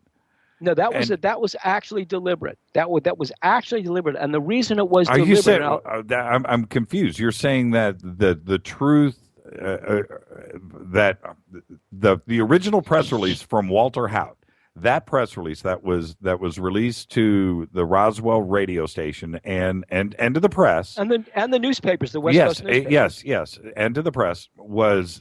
The truth was deliberate? Absolutely, and I'll tell you why. I think it was a mistake. I'll tell you why, because it came from Ramey. If you read further down in that affidavit, you will see basically the minutes of what was decided at that meeting. What had happened in the one debris field is that civilians had already rolled on that. Sheriff Wilcox, the Roswell sheriff, or the Chavez County sheriff, had already rolled out there. The Roswell Fire Department had already rolled out there. In fact, not only had they sent equipment at this, see, they thought it was a plane crash. And not only did they get out there, they actually saw the debris. Frankie Rowe handled the debris at the firehouse, and they saw the entities, the EBEs. And Alpha Boyd's father, who was a maintenance man at the hangar at Walker Field, he also saw the creature on a stretcher. So the story was out. So there was no putting that back in the bag. The only way to put it back in the bag, the only way was first you admit it, then you get somebody to take the fall for saying, oh, I made a mistake. And that's exactly what they lay out at this meeting of officers at Roswell, according to Walter Haut, according to that affidavit. And that's exactly what happened. I mean, it seems like a weird cross. It seems like a weird way to handle it. I would like to also welcome to the program right now Denise Marcel. Denise, how are you? I'm good. How are you doing? Well, it's a party now. We have Bill Birnes on with us. Your brother Jesse is with us. How are you? Yep. It's a true Roswell royalty here tonight, and I'm honored to have everybody on. But Bill, what we're talking about, Denise, is we're talking about the original handling of the press release and the double cross that was done with Nathan Twining and your grandfather, which all resulted to that famous photograph of your grandfather handling the debris. Hey, Bill, Jesse and I were talking about this earlier, and I'll throw this out to Denise as well. When you look at your grandfather, when you look at Major Marcel's face in that picture, he's almost laughing, and to me, he looks uncomfortable and like he doesn't really want to be there. You know, it's really funny. Jesse and I had this discussion once before, and especially when there was some colorized. He did a colorized version of his picture, so you could really, the eyes popped out at then too. It was almost like he was looking up at the reporter, saying, "Okay, is this how you want?" Or whoever was interviewing him, "Is this how you want me to hold it? Am I doing this right?" Kind of thing. Right. It just looks so staged. It was very staged. It was staged.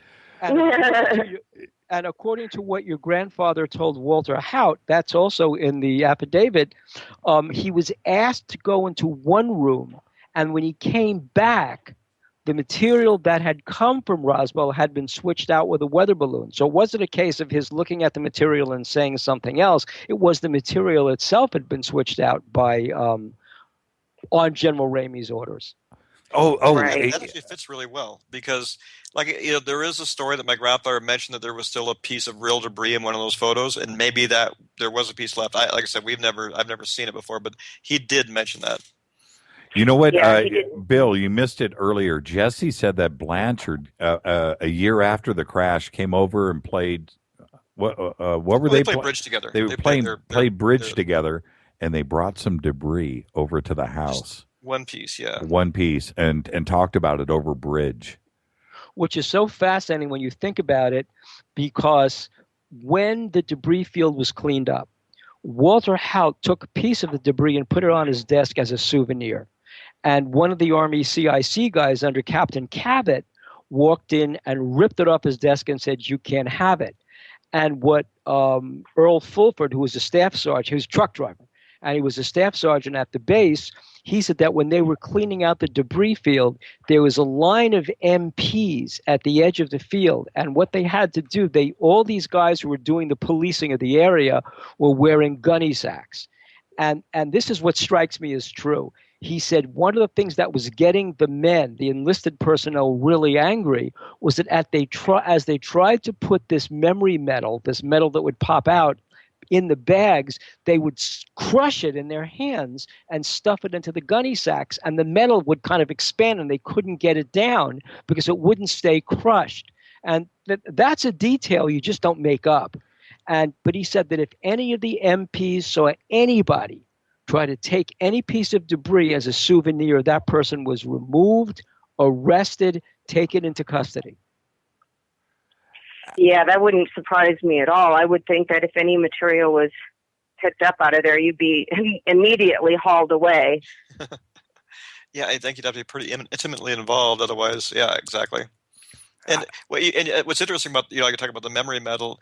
Again, this story came from numerous people, not just one or an isolated case. It just adds a little validity to the whole concept anyway. Right. Well, Frankie Rowe handled the metal, and so did Earl Fulford. In fact, when we presented both your father and Earl Fulford on UFO Hunters, we presented them with pieces of celluloid acetate. Acetate was invented in 1938.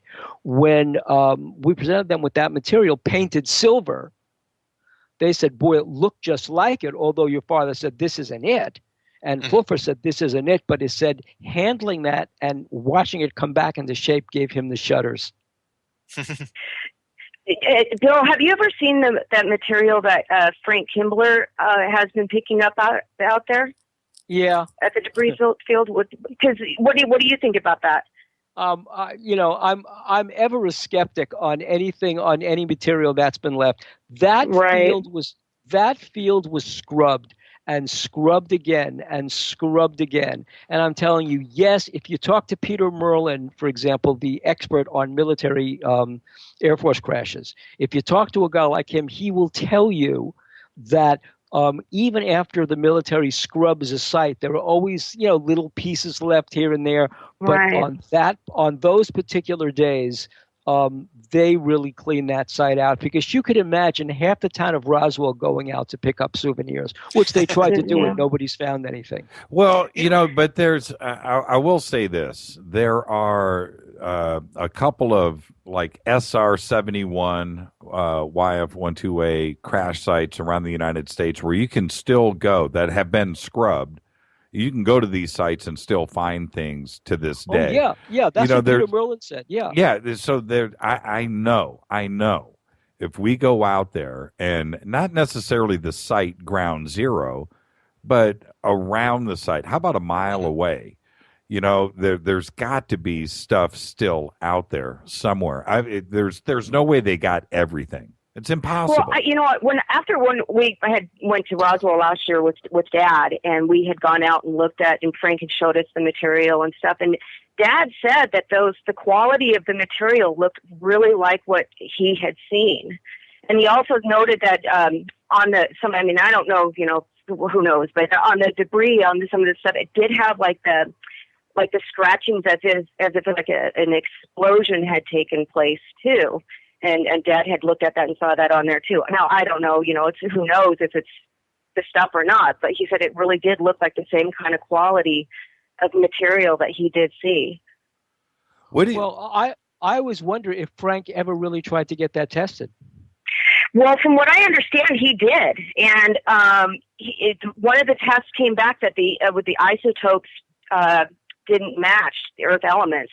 It was it didn't fall in the line of I don't know the definition of an isotope, but I didn't go in line with what our isotopes are on the Earth, and it did go out of those degrees. So who knows? I know that he said scientifically they need 3 tests to really prove it. He had done one, and I think the Roswell Museum had provided the funding for that. And I think he's still working on just trying to get enough together and doing some more testing on it. Mm-hmm. One of the this is the thing, and Bill, we all know about the day after Roswell in your book with Colonel Corso, but let's take that book away for a second. Let's just pretend that Colonel Corso and Roswell didn't happen. But you know what did happen after 1947? Everything. Everything. That's a great way to put it, actually. Everything happened within after days that. or weeks. Yes. Now, like I said, Colonel Corso, they just remove it, just erase Roswell. But everything happened. Modern everything seems to have happened after 1947, and it came to us in waves. Well, one of the big things that happened was that after the crash, this doesn't involve Corso, but Harry Truman, President Truman. First of all, Harry Truman in 1952 flat out admitted that he admitted two things: flying saucers were real, and we knew what they were. I mean, he admitted it before the press. Folks can see his statement on YouTube. I mean, so anybody screaming, we don't have disclosure, Harry Truman gave us disclosure. But Harry Truman supposedly, after the crash, asked the Army Chief of Staff to take the material and find the lowest common denominator, and take that lowest common denominator of the crash debris to the place where some industry, he didn't know what it was, where some industry was working on a similar technology. And of course, he took it to Bell Labs, where Brattain and Shockley were trying to figure out what to do to replace the Edison tube, the light bulb. Mm-hmm. And they could not do that. They could not create a device where it would pass a single electron through a circuit in one direction and serve as an on-off switch for that electron until they got this piece of debris from Roswell. This would have been in late 1947. By 1948, 1949, there were the first patents for the transistor. By 1949, AT&T or Bell Labs had a commercial patent. And by 1950, people walking around with these little transistor radios. Mm-hmm. So regardless of Phil Corso, that already happened in the late 1940s. I worked at Bell Labs. Did you know that? Wow. Yes, I did. I worked at Bell Labs from I'm going to guess here, late 81 to 1983, about 3 years. I worked at Bell Labs in Indianapolis. There's Bell Labs all over the United States. Right. I worked at Bell Labs, Indianapolis. And one of the things that, there is legacy at Bell Labs. I mean, they are proud of everything that they've done there. And to think that, and I worked there, to think that all of that could be the pride that they have, that, are we, you know what I'm saying? Based on, yes. And not to take away from the hard work of the people at Bell Laboratories, because they've done a lot of great things there, but it all goes to the ground zero for Bell Labs is the transistor. And everything that happened at Bell Labs, well, not everything, but, was all based on that research and chips and other things that came out of the transistor. And I worked there, and there's some proud people. And to think that maybe shock, I don't know, maybe they didn't do it. Wow. Well, Shockley and Brattain had been working on this since the 1930s. That's right. They've been working since the 30s on developing something other than the radio tube, the Edison tube. And after they had patented the transistor, after Bell Labs had patented the transistor, here's what happened at Brattain and Shockley. They reverse engineered their workbench notes to compensate for the fact that at the very end of the day, they'd managed to figure out that you dope silicon with arsenic, and that's how you can control the flow of electrons through a circuit. But they reverse engineered their notes. Hey, Bill, did anybody ever come to you from Bell Labs going, you know what, dude, you got to stop this? This is was there ever a lawsuit brought forward? Did No, Shockley's family step forward and go, dude, No. you can't do this? Not only that, but the companies we talked about, in addition to AT&T for the transistor and for fiber optics, very important because Corso said that was in the file cabinet. But there was also IBM, there was also Monsanto, there was also a number of companies that we talked about. Wasn't DuPont involved too?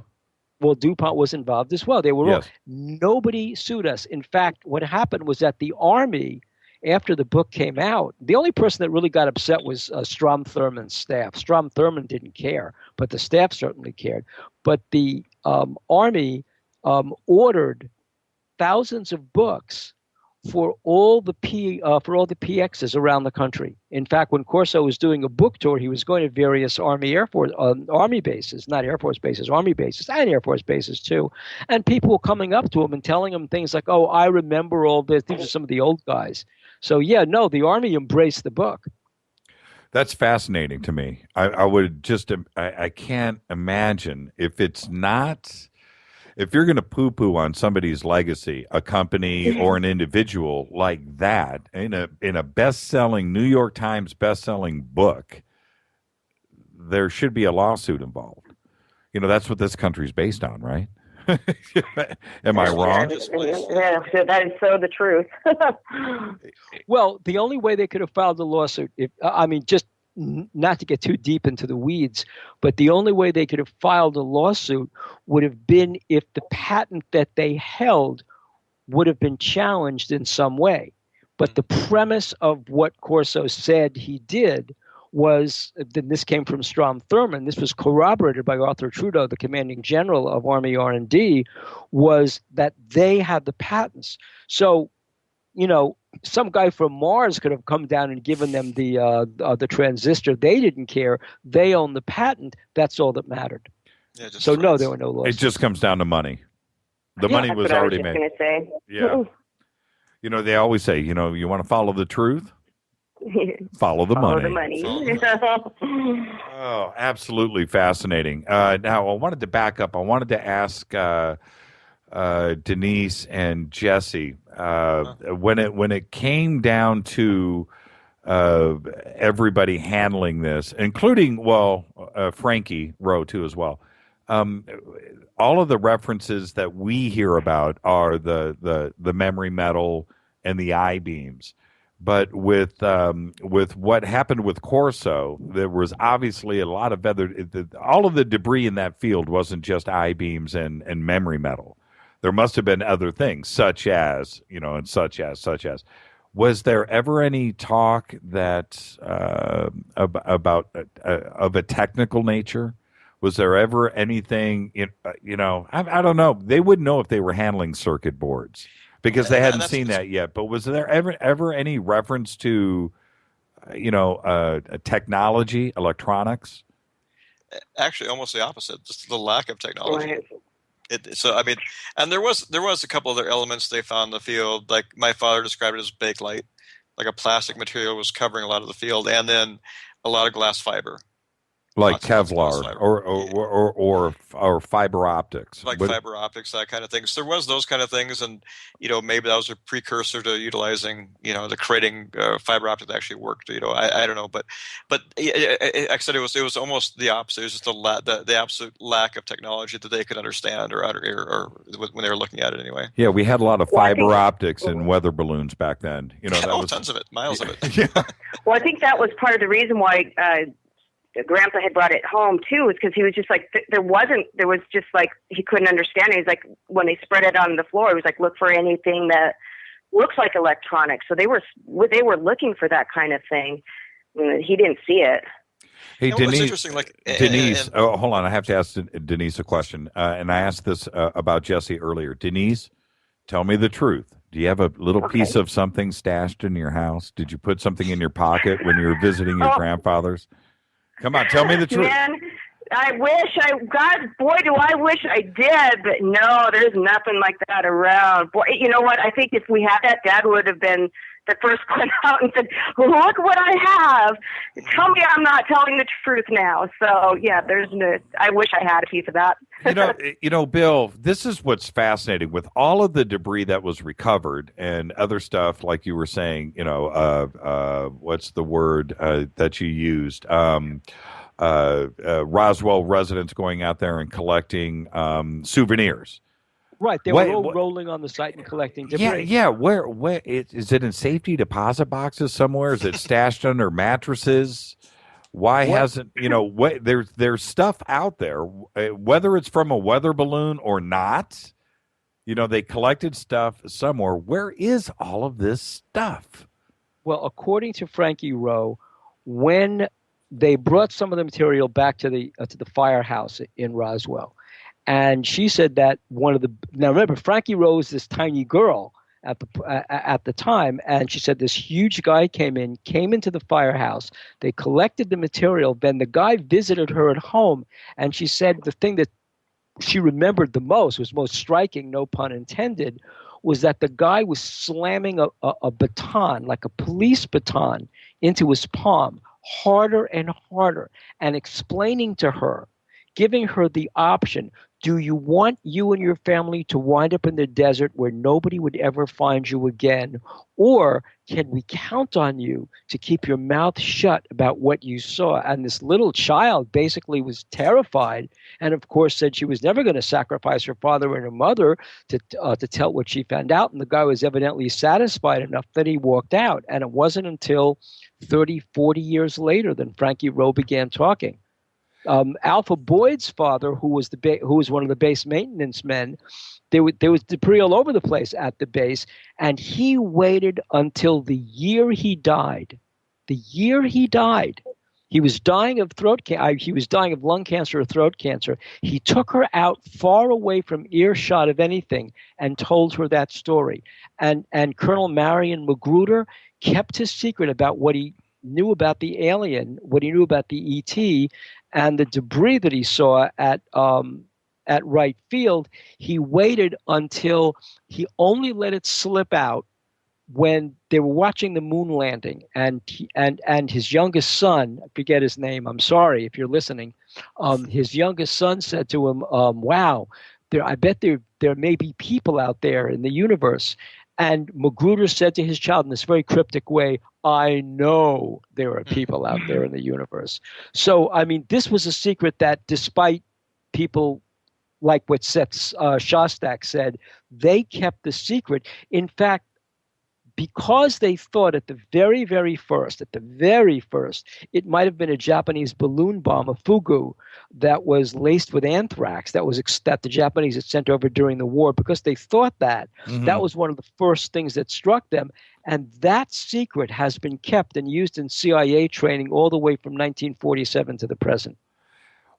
This is how my perverted brain works. One of the issues that I do have with Roswell or any other incident like this is this: when you talk about MPs arm in arm, 100 wide, going across the debris field, where are those guys? Where are those guys today? Well, that's my first thing. And the second, when you talk about Frankie Rowe in the firehouse and the big dude that shows up, where is that? Where is that guy? And has he been, or guys like that? The entire, the guys that step in and they're official and they're shutting everybody down. They're collecting. Where is that side of the fence? Why haven't any of those guys come forward in any incident? The red-haired sergeant. Whatever happened to that guy? First of all, the nurse. You remember the nurse that was there? The nurse was transferred. The nurse was transferred to the Philippines. She'd never been heard from again. That's my point. Right. But the guys, but these guys, when we were at Roswell filming the episode for UFO Hunters, Return to Roswell, or Real Roswell, whatever the name of the episode was. I just wrote about it. I should remember. And when we were filming, Earl Fulford, who was our guest, along with Jesse, along with your father, had said there was one guy who was also in charge of some of the truck drivers. Right. And we all sat down, and he called him. And now here you are, right? What is this year? It is 2008. And so you are, look at how many years after this thing. Right. And so the guy on the phone, so Fulford says, you have to tell the truth. Come on, it's been decades. It's over. And the sergeant said to Fulford, he goes, Sergeant, you'd received an order. As I understand it, nobody rescinded that order. And that order was keep silent. You follow that order. And this was over the phone from a guy who was in his 90s, right, talking to a guy who was in his 90s. Right. Wow. Well, like I said, it's one thing to have, Frankie Rowe and Walter Haut and Major Marcel, that side, but there's the Army brought in, not the Air Force, the Army brought in, hundreds of personnel to Roswell, where were they all completely dedicated to the cone of silence to the point where they took it all to their grave? Nobody slipped up. Well, people did talk, but what's the one thing the military had over everybody that was on that field at that time? They had one thing.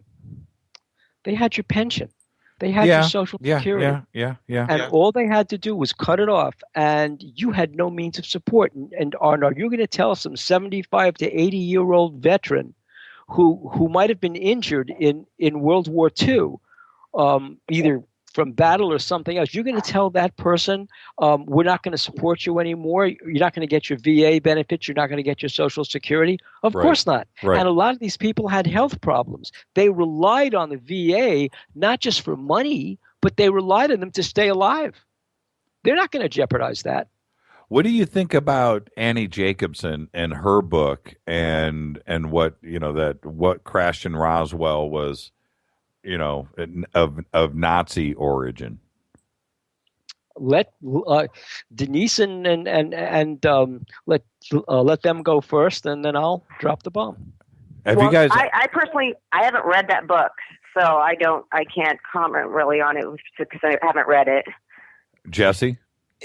All I know is that and this might be a very a simple way to look at it is, why would my grandfather instill this story within the kids and his son and never change? I mean, at some point, and then even at the end of his life, giving his last interviews, still holding on to the fact that this was something else, something not from here.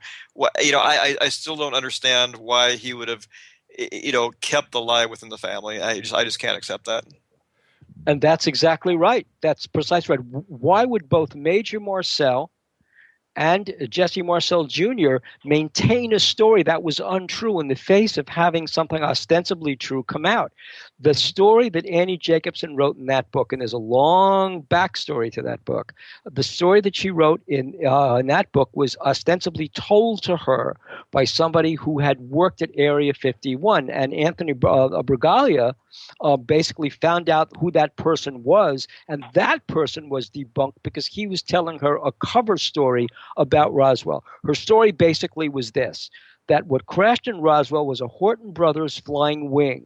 Yep. And we were very nervous about the Horton Brothers flying wing that had made it into this country, and that inside the Horton Brothers flying wing were like midgets, little people who were like deformed in the crash. That was the explanation.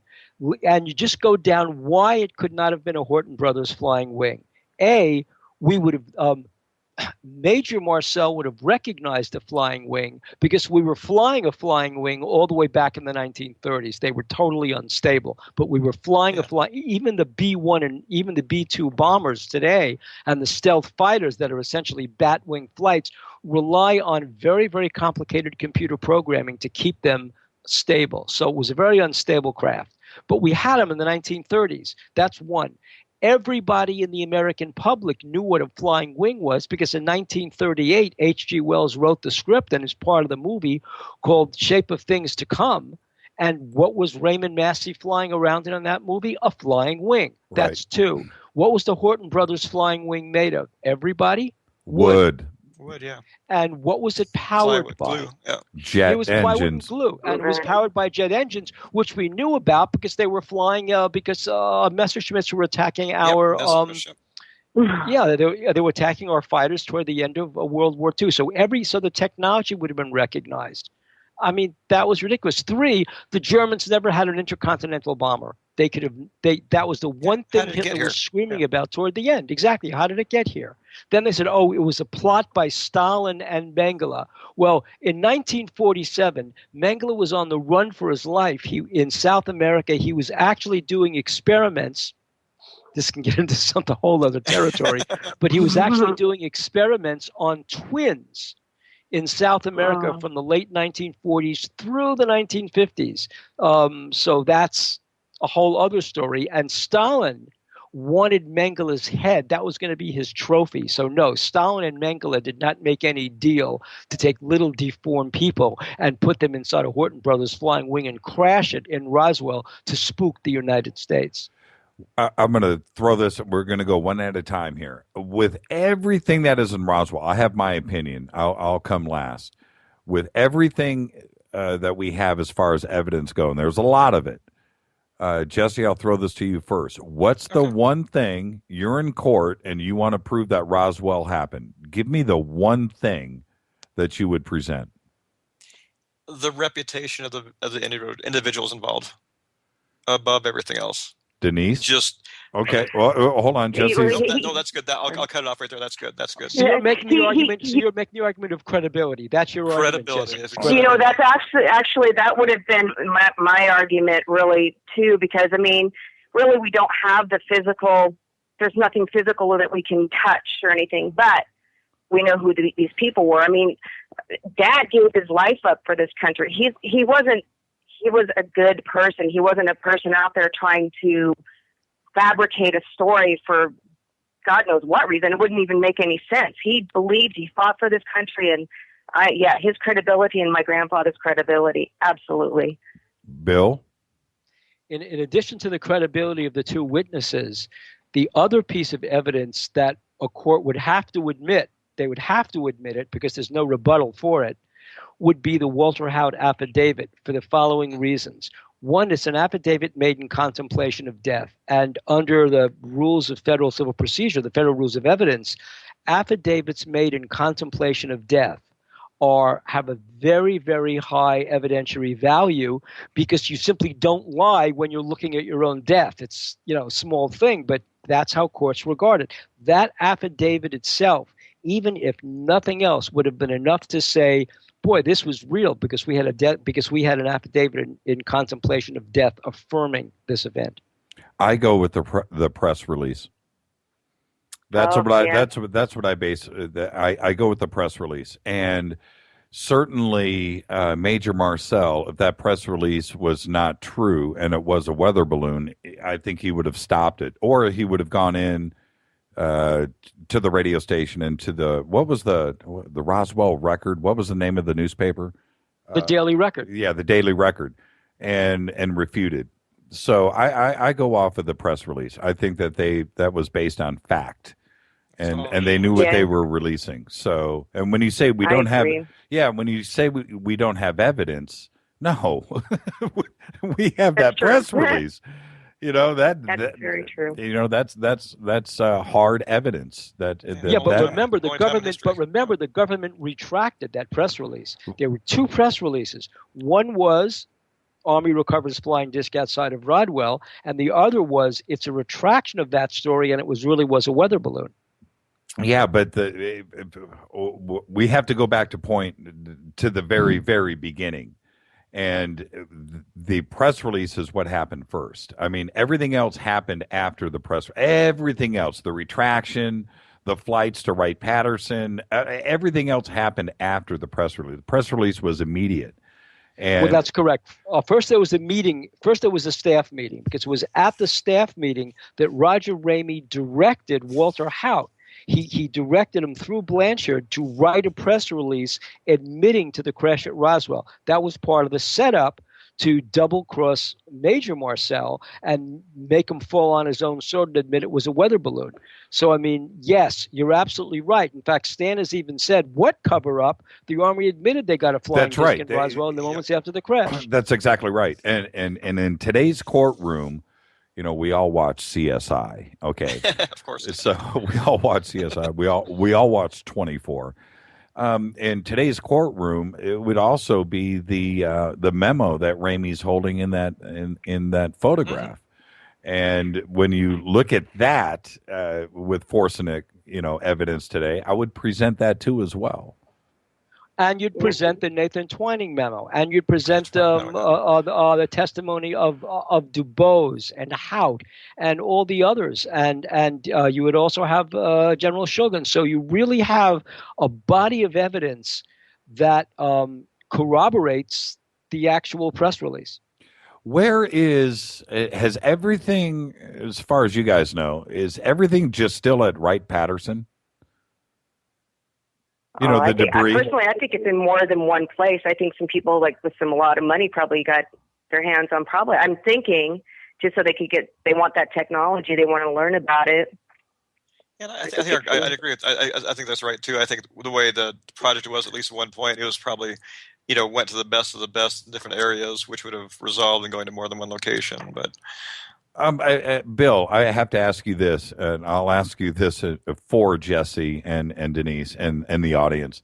Why, if all of this technology was so important, why a file cabinet? I mean, shouldn't this stuff have been in a safe somewhere? Shouldn't have Corso? Oh, that's a good question. Here's the answer. I mean, did that file cabinet at least have a lock on it? No, that was locked. I mean, sure, but I mean, it was the basement. But see, here's what happened, and that's a really good point. It's typical. It's typical Army. Okay, this is what you're talking about. What happened was after Bell Labs took the patent on the transistor, the Army was furious. It was beside itself. How could they claim a patent when we gave them the very material they used to get the patent in the first place? So the Army stopped shipping stuff to industry circa 1948, 1940, and they just stopped. They put whatever they had. Remember, it went to a few different places. Denise and Jesse are absolutely right. It was spread around. It wasn't just the Pentagon. It was spread around. And so they just stopped shipping it. They just threw it in the basement, locked it up, and said, the hell with it. And it was only when Trudeau came into command of Army R&D, which is a whole other story that'd take a week. But after he came into command of Army R&D, he discovered that there were plans for a moon base, a military fortress on the surface of the moon, circa 1954, 1955. So when you think about Newt Gingrich talking about the moon base, he's going to be the mayor of the moon. That was in motion back in the middle 50s. Trudeau was stunned at this plan, which he then backed. And it was because of that he knew that when he was in trouble for blowing the whistle on Alan Dulles, whose Galen spy ring, the spy ring that he imported from the Nazis, right, the SS, had been penetrated by the East German Stasi when Trudeau blew the whistle on that. And there was a terrible scandal in Washington. It was Corso, who was on staff at the White House. He was a military liaison to the National Security Staff. He and a few other officers went to people like Strom Thurmond and said, you got to protect this general. He's the guy that went up Hamburger Hill. He's the guy that blah, blah, blah, blah, blah. And so they put Ike in a corner, President Eisenhower in a corner, get Trudeau his third star, and then get him out of Army intelligence. He was the head of G2, but don't throw him out of the Army. And that was the deal they struck. And so Trudeau got to Army R&D and got his third star as a result of what Corso and a band of officers did inside the White House and the Senate. So when Trudeau discovered what was in the basement and knew about this plan to fortify the moon and knew we had that technology in some way, shape, or form, and he knew that Corso was kind of cooling his heels as Inspector General of the 7th of the Maryland National Guard, He was schooling. He was getting out. He was a reserve officer, not a career officer. He yanked him back into the service and said, you do for me, you stick with me here. I need you to do this. You cover my back. Nobody else will. And he turned Corso, I hate to use the term, into a bag man. And that's how this stuff got into industry. But this is what I'm picturing. I'm picturing a dolly with a file cabinet on it being pushed around the Pentagon with all of this technology in it, and nobody really knew or cared. That's what I'm trying. It was 11 years. Nobody knew what it was. That's crazy to me. No, it's not. They kept the Roswell crash secret. It was top secret. Wilbert Smith said that Robert Oppenheimer told him that the secret of the Roswell crash was kept more closely than the Manhattan Project. Did Corso bring up that question to Twining when he originally had gotten the who? It was Trudeau. It was Trudeau. Corso, I'm sorry, not Twining. Trudeau. Corso kept his mouth shut. He said everything that was basically his surmising what was going on. He never really went into the details of why did the Army keep it secret. I mean, it was obvious why they kept it secret. Bell Labs took a patent that the Army claimed it should have gotten. And if you read the memoirs from Arthur Trudeau, which are not classified, anybody can get them, right? The Army War College at Carlisle, Pennsylvania. When you get it, what you'll find is that Trudeau actually confirms Corso's story. He doesn't call them Roswell debris. He calls them NIHs, not invented here. And that's what Strom Thurmond said.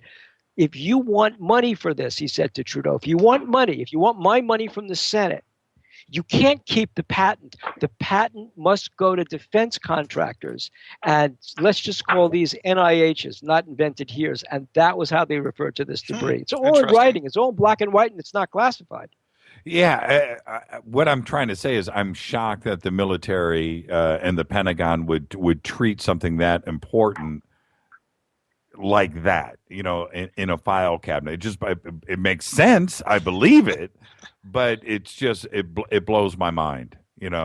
Something that important is, like I said, I'm picturing a dolly with a file cabinet on it, and it's just like, let's move this over here. Let's move this over here. When when Corso finally got it and got the file cabinet, why didn't he go?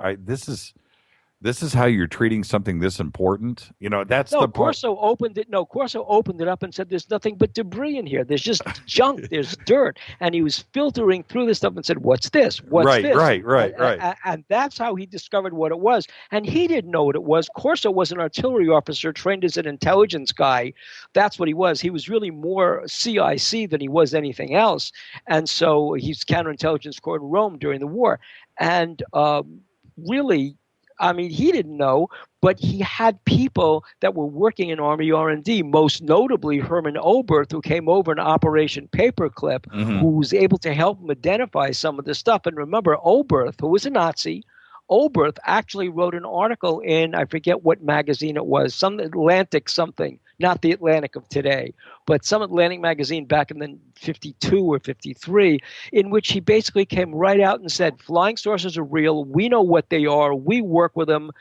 Flying saucers are a real thing. That was one of the heads of the Nazi rocketry program, along with von Braun, who actually wrote this in an American magazine. He was advising Corso on some of the stuff in here.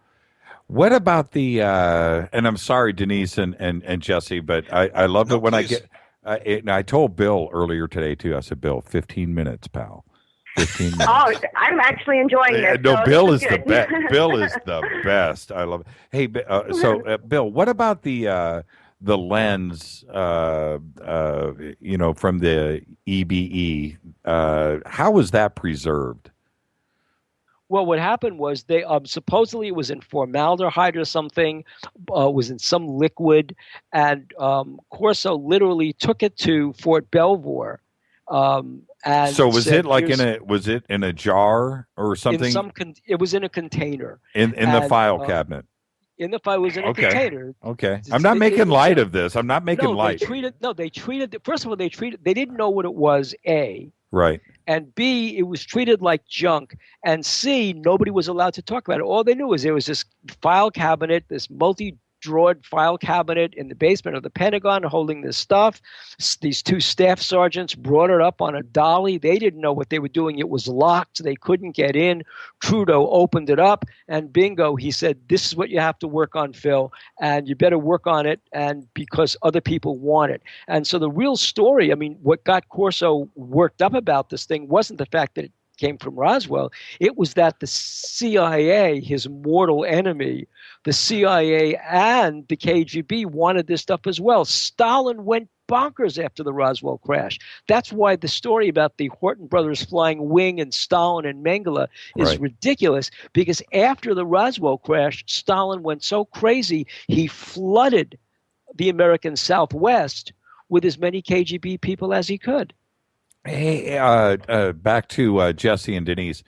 Yes. Was there ever, the infamous Men in Black or anything like that? Were there any visits to the Marcel house? Well, we definitely had inklings. I mean, we knew that the phones were being tapped, and they weren't. It wasn't because we were, conspiracists or whatever. It was basically, I mean, there was proof. The government did not hide it. Common story. My father had just booked a trip for us all to be in California, and they were actually he had booked a trip to go to California, and they asked us. He made the reservations after hanging up the phone from his medical office in Helena. They called him back to see if they could meet him at the motel where he had just made a reservation. Information, obviously, so it was never hidden. I mean, we pretty much grew up. I think Denise will contend with. We always had an inkling that what we were doing was being watched, at least listened to. Denise, did you ever feel that? I have at times. Well, I mean, I have at times, but I haven't felt any kind of threat or anything like that. I mean, I think that. I don't think there was anything like that. I mean, I know that definitely that there had been points where they were knowing what Dad was doing, because that's how Dad had his meeting with Dick D'Amato in Washington D.C. Right. And because they knew he was going to be in Washington D.C. and it's like, well, somebody's watching you. They knew exactly what your schedule was. They contacted your office, and then they said, he was with a patient. They said, you got to get off the phone or get out of the room with the patient, and somebody needs to talk to you on the phone right now. And they knew exactly where he was going to be. Did you ever see growing up? Did you ever see any military types stop by the house and talk to your grandfather? Off to the side. Any visits like that? No, not with our grandfather. Definitely not. But, and Dad was a military man, so we had military people there anyway. So I don't think we would have known the difference. Right. How about you, Jesse? Do you ever feel weird? Do you ever see any weird conversations going down? No, nothing. Really, nothing out of the ordinary. We never felt endangered, or that famous story like Denise has brought up. We were offered protection, or my dad was offered protection, but nobody in our family ever felt, at least from my father down through his kids, that we were in some sort of danger. Right. It was actually more amusing, I guess would be a way to put it, than anything else, as a child anyway. Well, your father was so benevolent about the whole thing too. I mean, yes, exactly. It's one thing. I mean, he was not walking around with it, with this poster board sign, "Run for your lives, the aliens are coming." He was extremely he was extremely benevolent about it. All the years that I knew him, and he was very forthcoming about it. And he never really tried to prove anything. He said, "Look, this is what happened. I was a child. I wasn't responsible for this. Yeah, it was my father that brought it in. This is what he showed us. This is what I handled. This is what he said. This is what he said afterwards, and that's the story." Yeah, that's exactly the way it is. That was exactly, you put it very well. That's exactly how he was. Simple and unwavering. And he always gave somebody the opportunity to try to prove him wrong too. He was always always welcome to somebody to come. Okay, well, if it wasn't like with Dr. Moore, that's that trip to California where he showed up and met with Dr. Moore. Is that, okay, you're saying it's this, and I just don't agree with you. I can't agree with you because that's different, and that was it. They agreed that they disagreed. That's about it.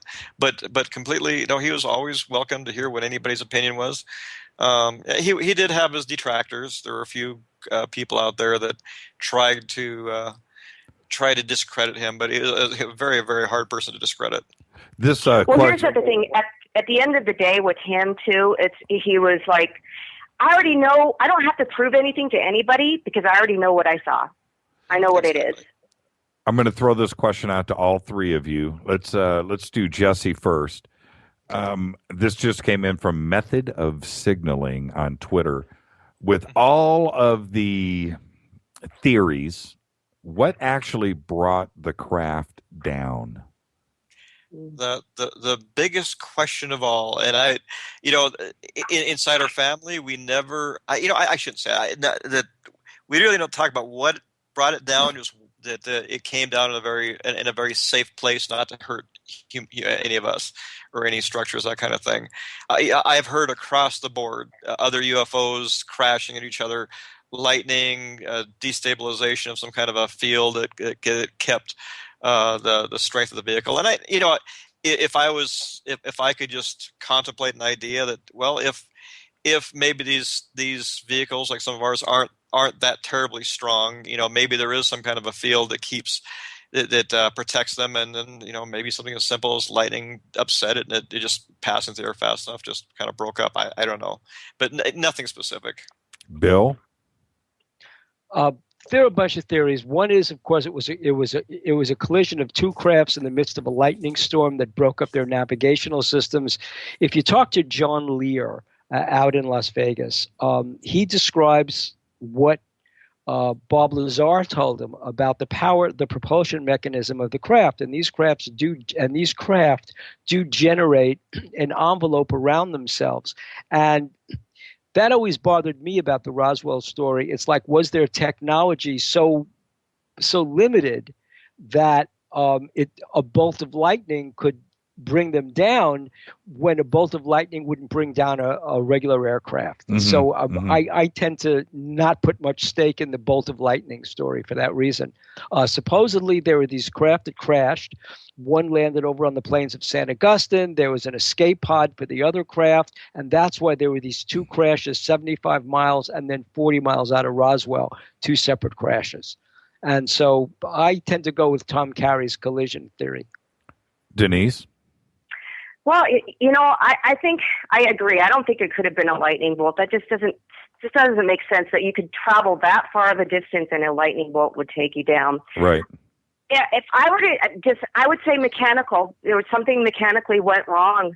I mean, that happens with, our best of anything that we've made. I mean, you can have mechanical problems, and I think if it's with two separate sites that were there, I tend to think that it could have been, like, for instance, when we have our airplane, we have an ejection pod.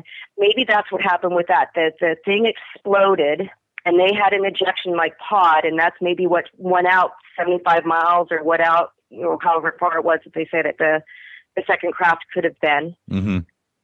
It's a mechanical error. Yeah, I've always leaned on mechanical. It just goes without saying. You traverse the universe. All of that. You can do that, and then just crash. Whether it's radar interfering, I don't buy into that. The lightning bolt, it was a storm. No. I think it was just simply a mechanical failure. That's the only thing that would make sense. That's what I think. Yeah. Whatever happened to the team? I forget. It was. They were rock hunters or something from a university. Oh, Barney Barnett. Barney Barnett. The New York Elections Act. Yeah. Yeah. Whatever. Whatever happened to that side of the story? It seems to have faded away over time. No. That was a story that was told by Art Campbell, and there were a bunch of archaeological students and a land management person that was Barney Barnett, and there were two separate groups, and they came upon this craft that had crashed on the plains of San Augustine, and as they got there and were looking at this thing, a military unit showed up and basically, again, scared the daylights out of them, got them off the site, And that story's really never been told. You'd find the story played out. Stan Friedman talks about it. Art Campbell talks about it. And in a wonderful book called Flying Saucers 101, Harold Burt talks about that. Did Jesse, what's this? Hold on. Jesse went AWOL? What's this? What? Or somebody making a joke. Okay. Did I miss something? I don't know. Yeah, I've missed something too. I never heard that. And I just, Twitter. Jesse never went AWOL, did he? No. No. Bill, do you know about this? No, he never went AWOL. Okay, I mean, all right. Never in his life. I've never even heard of that before. You got what a fun conversation tonight. I don't want anybody to leave. Can we keep this going? I'm okay. here. Oh, sure. All right. This is KJCR on the Dark Matter Radio Network. We're having a round table, unexpected. Bill Birnes, Jesse Marcel, and Denise Marcel all with us.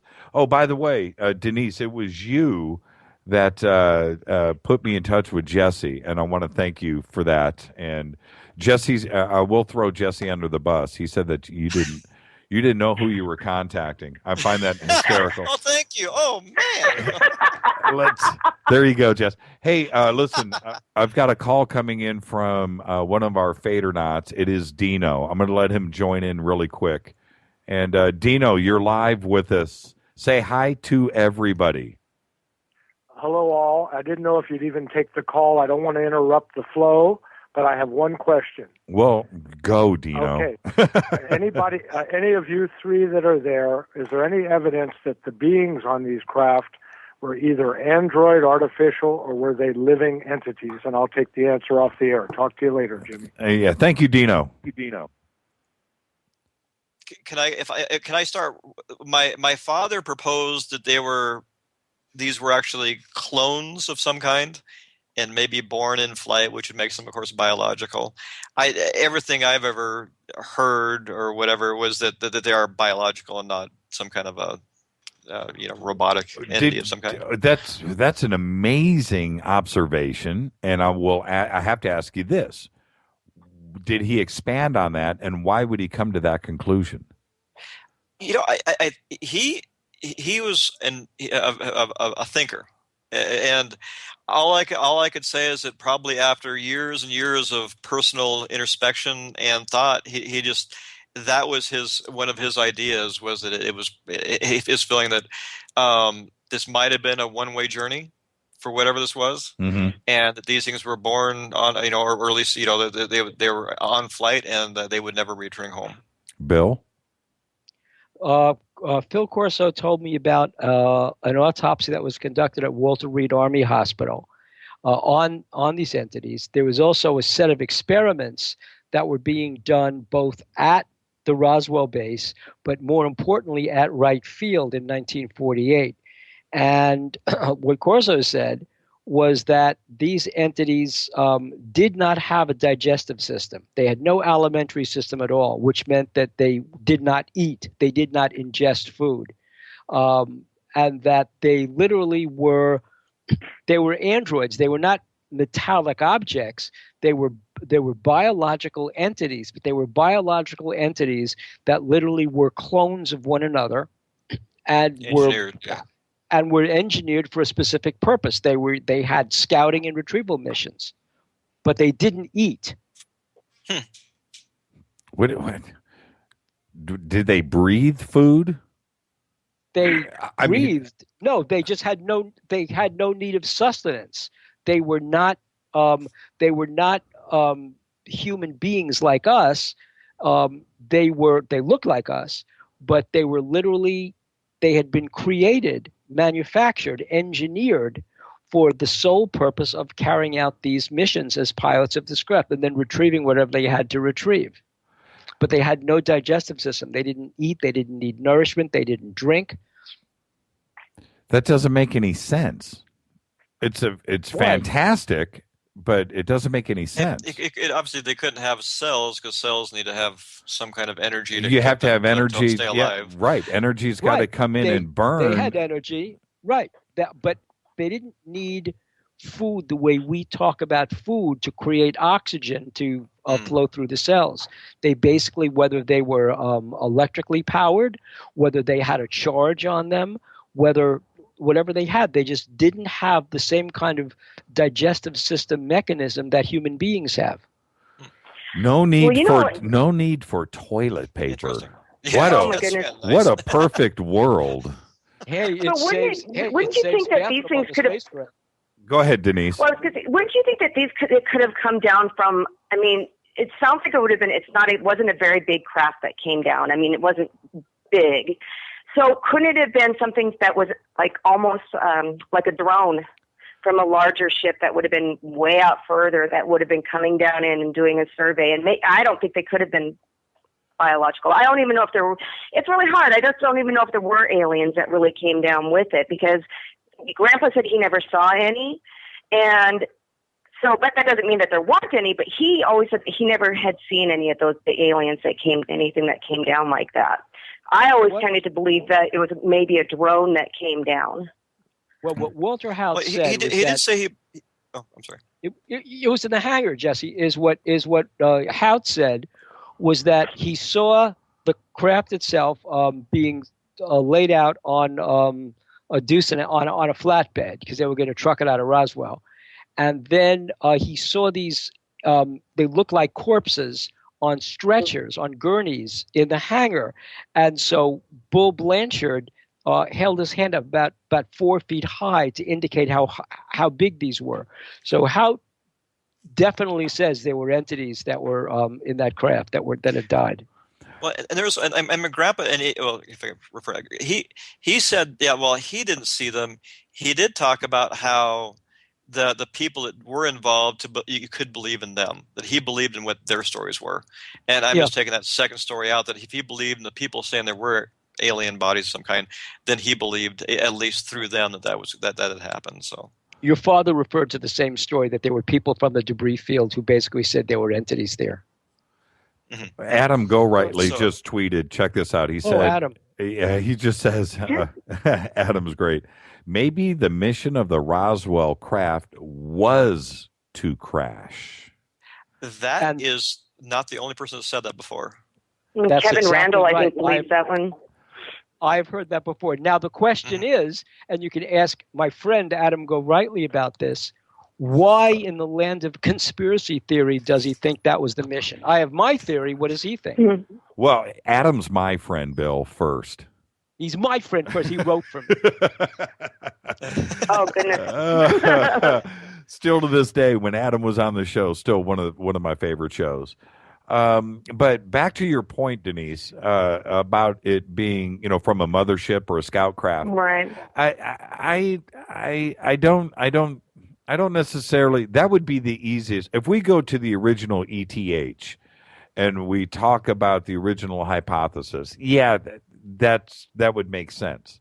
But I think now with technology, if you just think about it, they wouldn't have traveled a great distance. They traveled a very short distance. And what I mean by that is the ability to, jump a timeline, a parallel universe, another dimension, and that flight wasn't for 10 million years. It wasn't. You know what I mean? It was probably for 10 minutes, 5 minutes. Too. Yeah, and so it doesn't necessarily have to be this enormous crap that's a very good point. We don't know. And why do you think they came from far away?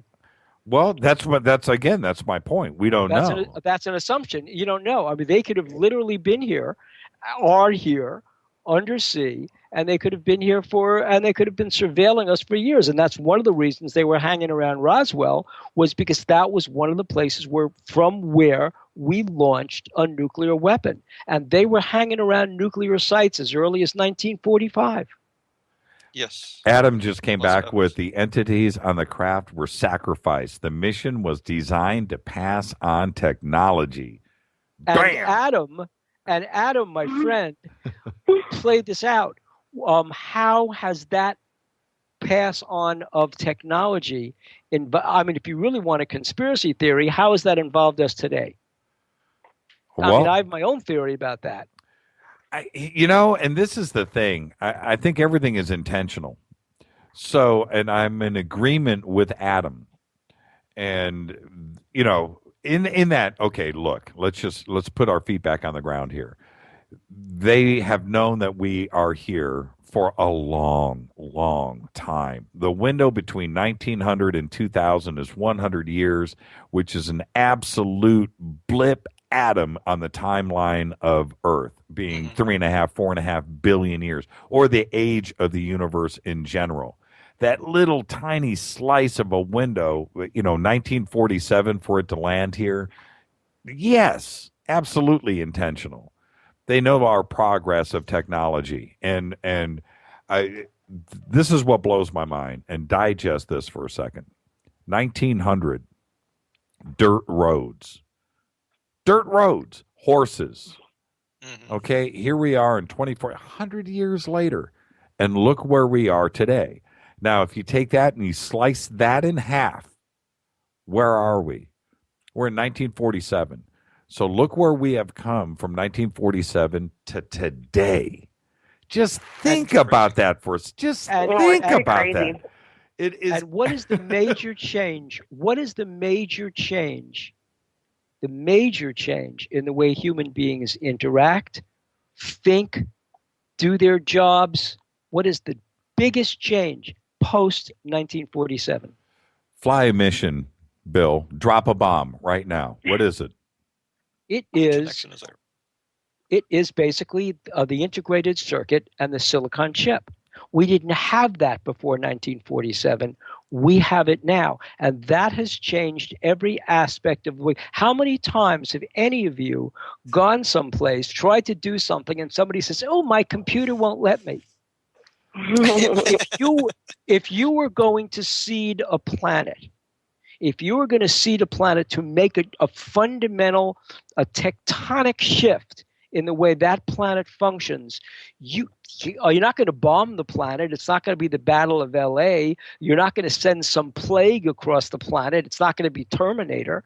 What you're going to do is seed something in that planet, which on its own will become something akin to a life form. And that we created computers, in our own image, right? I mean, if you look at the architecture of a computer, it basically is what we created, but we created it from material that came from that craft that developed one single switch that allows a single electron to pass through a circuit in one direction and be turned on or be turned off. And that one device that we ostensibly developed at Bell Labs and have the patent for has changed every aspect of our life. You guys, you're looking at a Twitter deck right now. You're looking at a tweet deck. Mm-hmm. Do you realize that tweet deck is literally a computer language that you're dealing with? It starts with a hashtag, mm-hmm. right? Mm-hmm. which opens up a basic 140 character Ruby file. It opens up a hashtag, and you guys are literally talking to an assembler. You're not talking to an audience out there. You're talking through it. You are programming an assembler, a piece of silicon, a silicon switch with a language that was developed at Bell Labs, the C language, basically back in the 1960s. And that's how you're communicating. Every aspect, if computers shut down tonight, the world as we know it tomorrow would be circa 1850s. Well, it'd be circa 1945. Okay, well, they've seeded we had computers all the way back in the early 1940s. But they were run on radio tubes. Yeah, I'm with you on the transistor reference. Without the transistor, certainly right now this show doesn't exist. Exactly. Yeah. Exactly. Yeah. And you're talking in a computer language on that tweet deck. You're not talking in English. It's a computer language.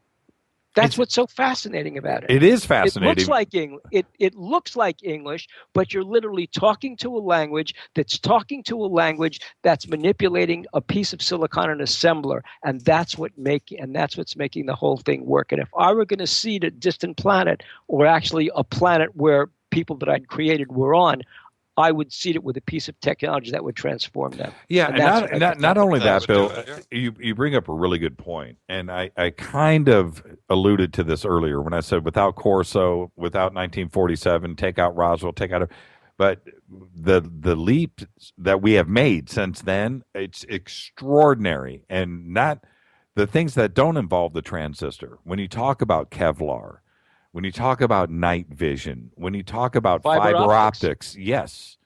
You know, what do you say? What did you used to say when two people said the same thing at the same time? What was it? Touche. What was it? Jinx. Yeah, jinx. Denise is right. Yeah, fiber optics. All of that didn't involve transistors, but it all of these leaps in technology, they're leapfrogging themselves. We can't even stop technology now. You know what I mean? It has just gone so much, so fast in just a short amount of time. It actually kind of worries me that it's going so fast. I don't know. Can get out of control, maybe. all the result of your grandfather. It is fascinating just how, like I said, technology. The Romans used to pass light through water.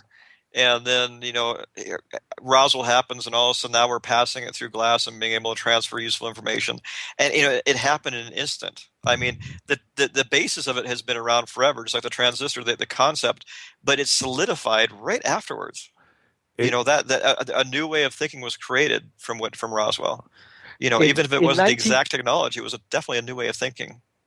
I have an email here. Hey, Bill, okay. Really quick before we get Lou Sheehan just emailed me. Lou Sheehan. Yeah, Lou just emailed me.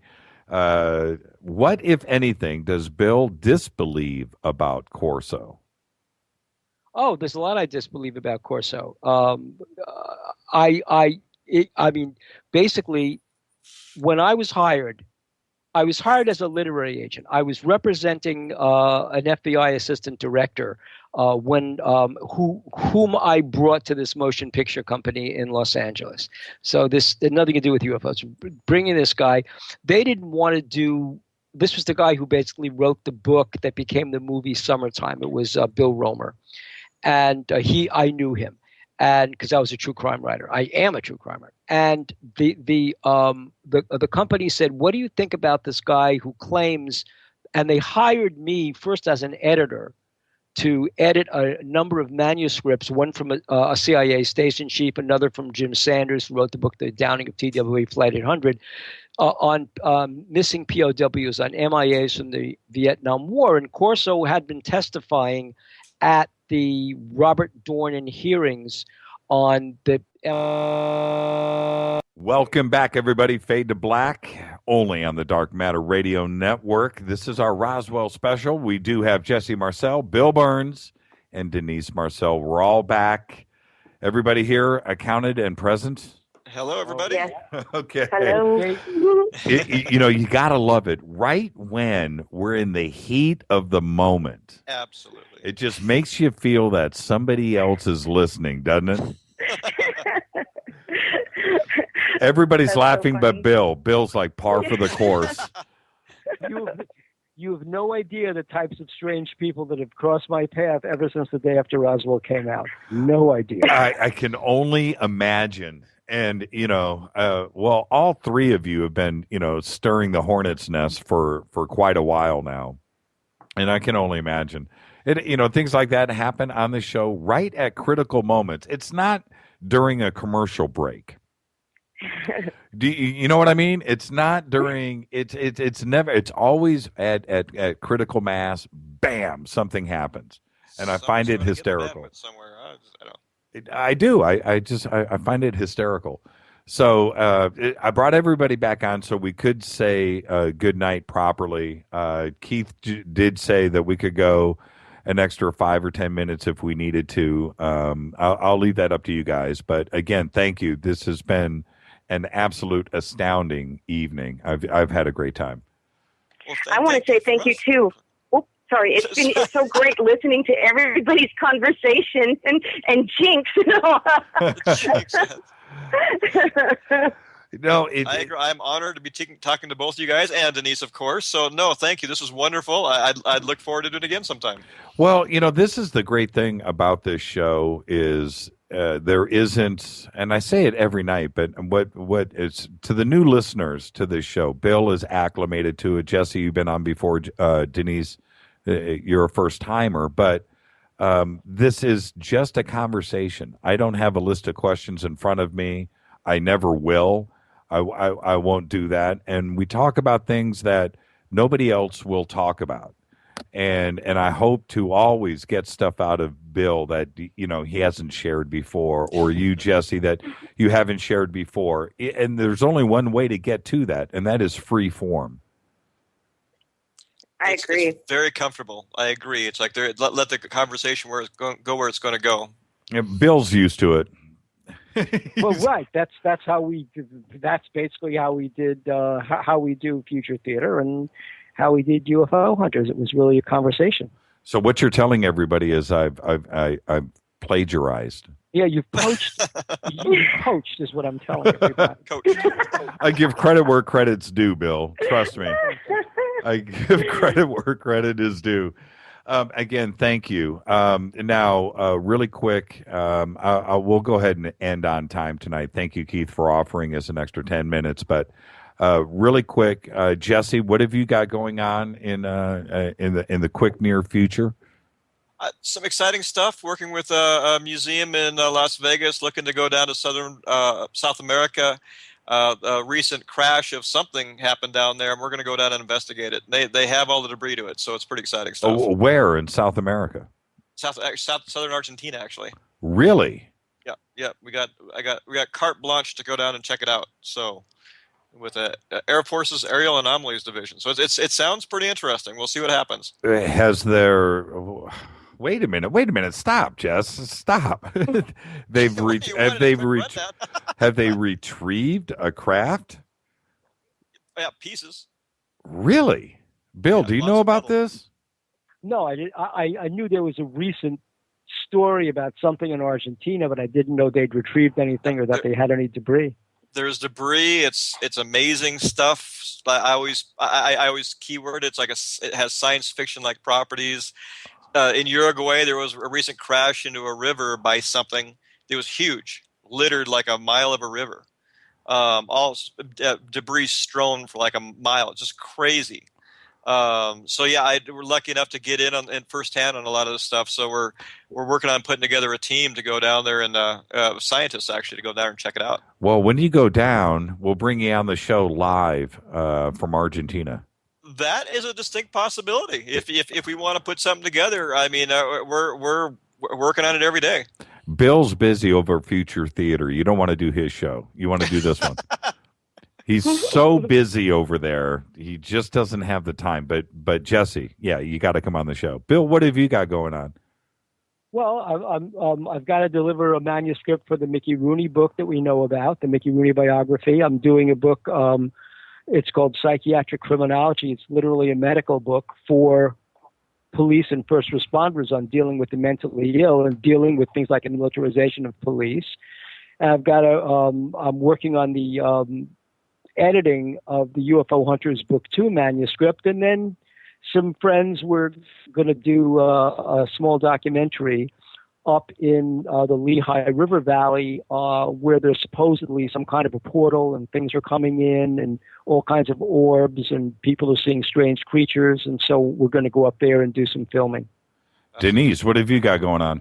Wow, nothing nearly as exciting as any of that. I'm just a normal, everyday person that goes to a regular job every day. This is a little bit out of my element. Well, we're here in Burbank. You're here in Los Angeles. We've got to get you here live in the studio one night. Oh, that would be fun. Yeah, just down in Santa Monica. Yeah, absolutely. You just told the whole world where you are. Yeah, exactly. You're going to have to, yes, and just the mere thought, the mere thought of seeing you on the 405 in rush hour, that's worse than Men in Black. Oh, all right. Hey, thank you guys. Thank you everybody for coming on. Bill, Jesse, Denise. It was a great night, And I've got to roll credits, so I'm going to say goodnight to everybody. Bill, I'll always be in touch. Jesse, I'll be in touch in the next couple of days. Thank you, Denise. Thank you. Good night, everybody. Okay, good night. Nice meeting you, Bill.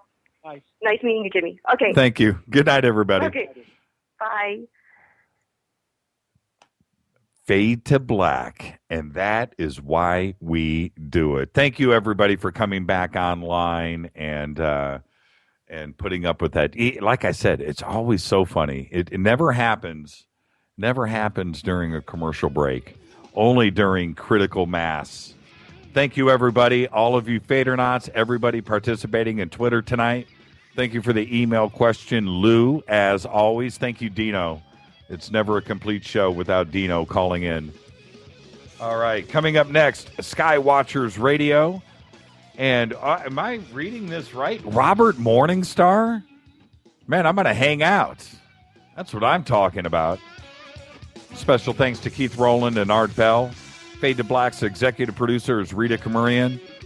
Show is produced by Hilton J. Palm and Mark D. Kovar. The announcers are Steve Harder and Mark D. Kovar. Music is this guy, Doug Aldrich. Show intro is performed by Spaceboy. My skull logo, designed by Cheryl Lynn. Fade to Black is produced by KJCR for the Dark Matter Radio Network. I am your host, Jimmy Church. Tomorrow night, here, live, Don Schmidt. And I assure you, he will be wearing a tie. We'll see you guys tomorrow night. Be safe. See ya.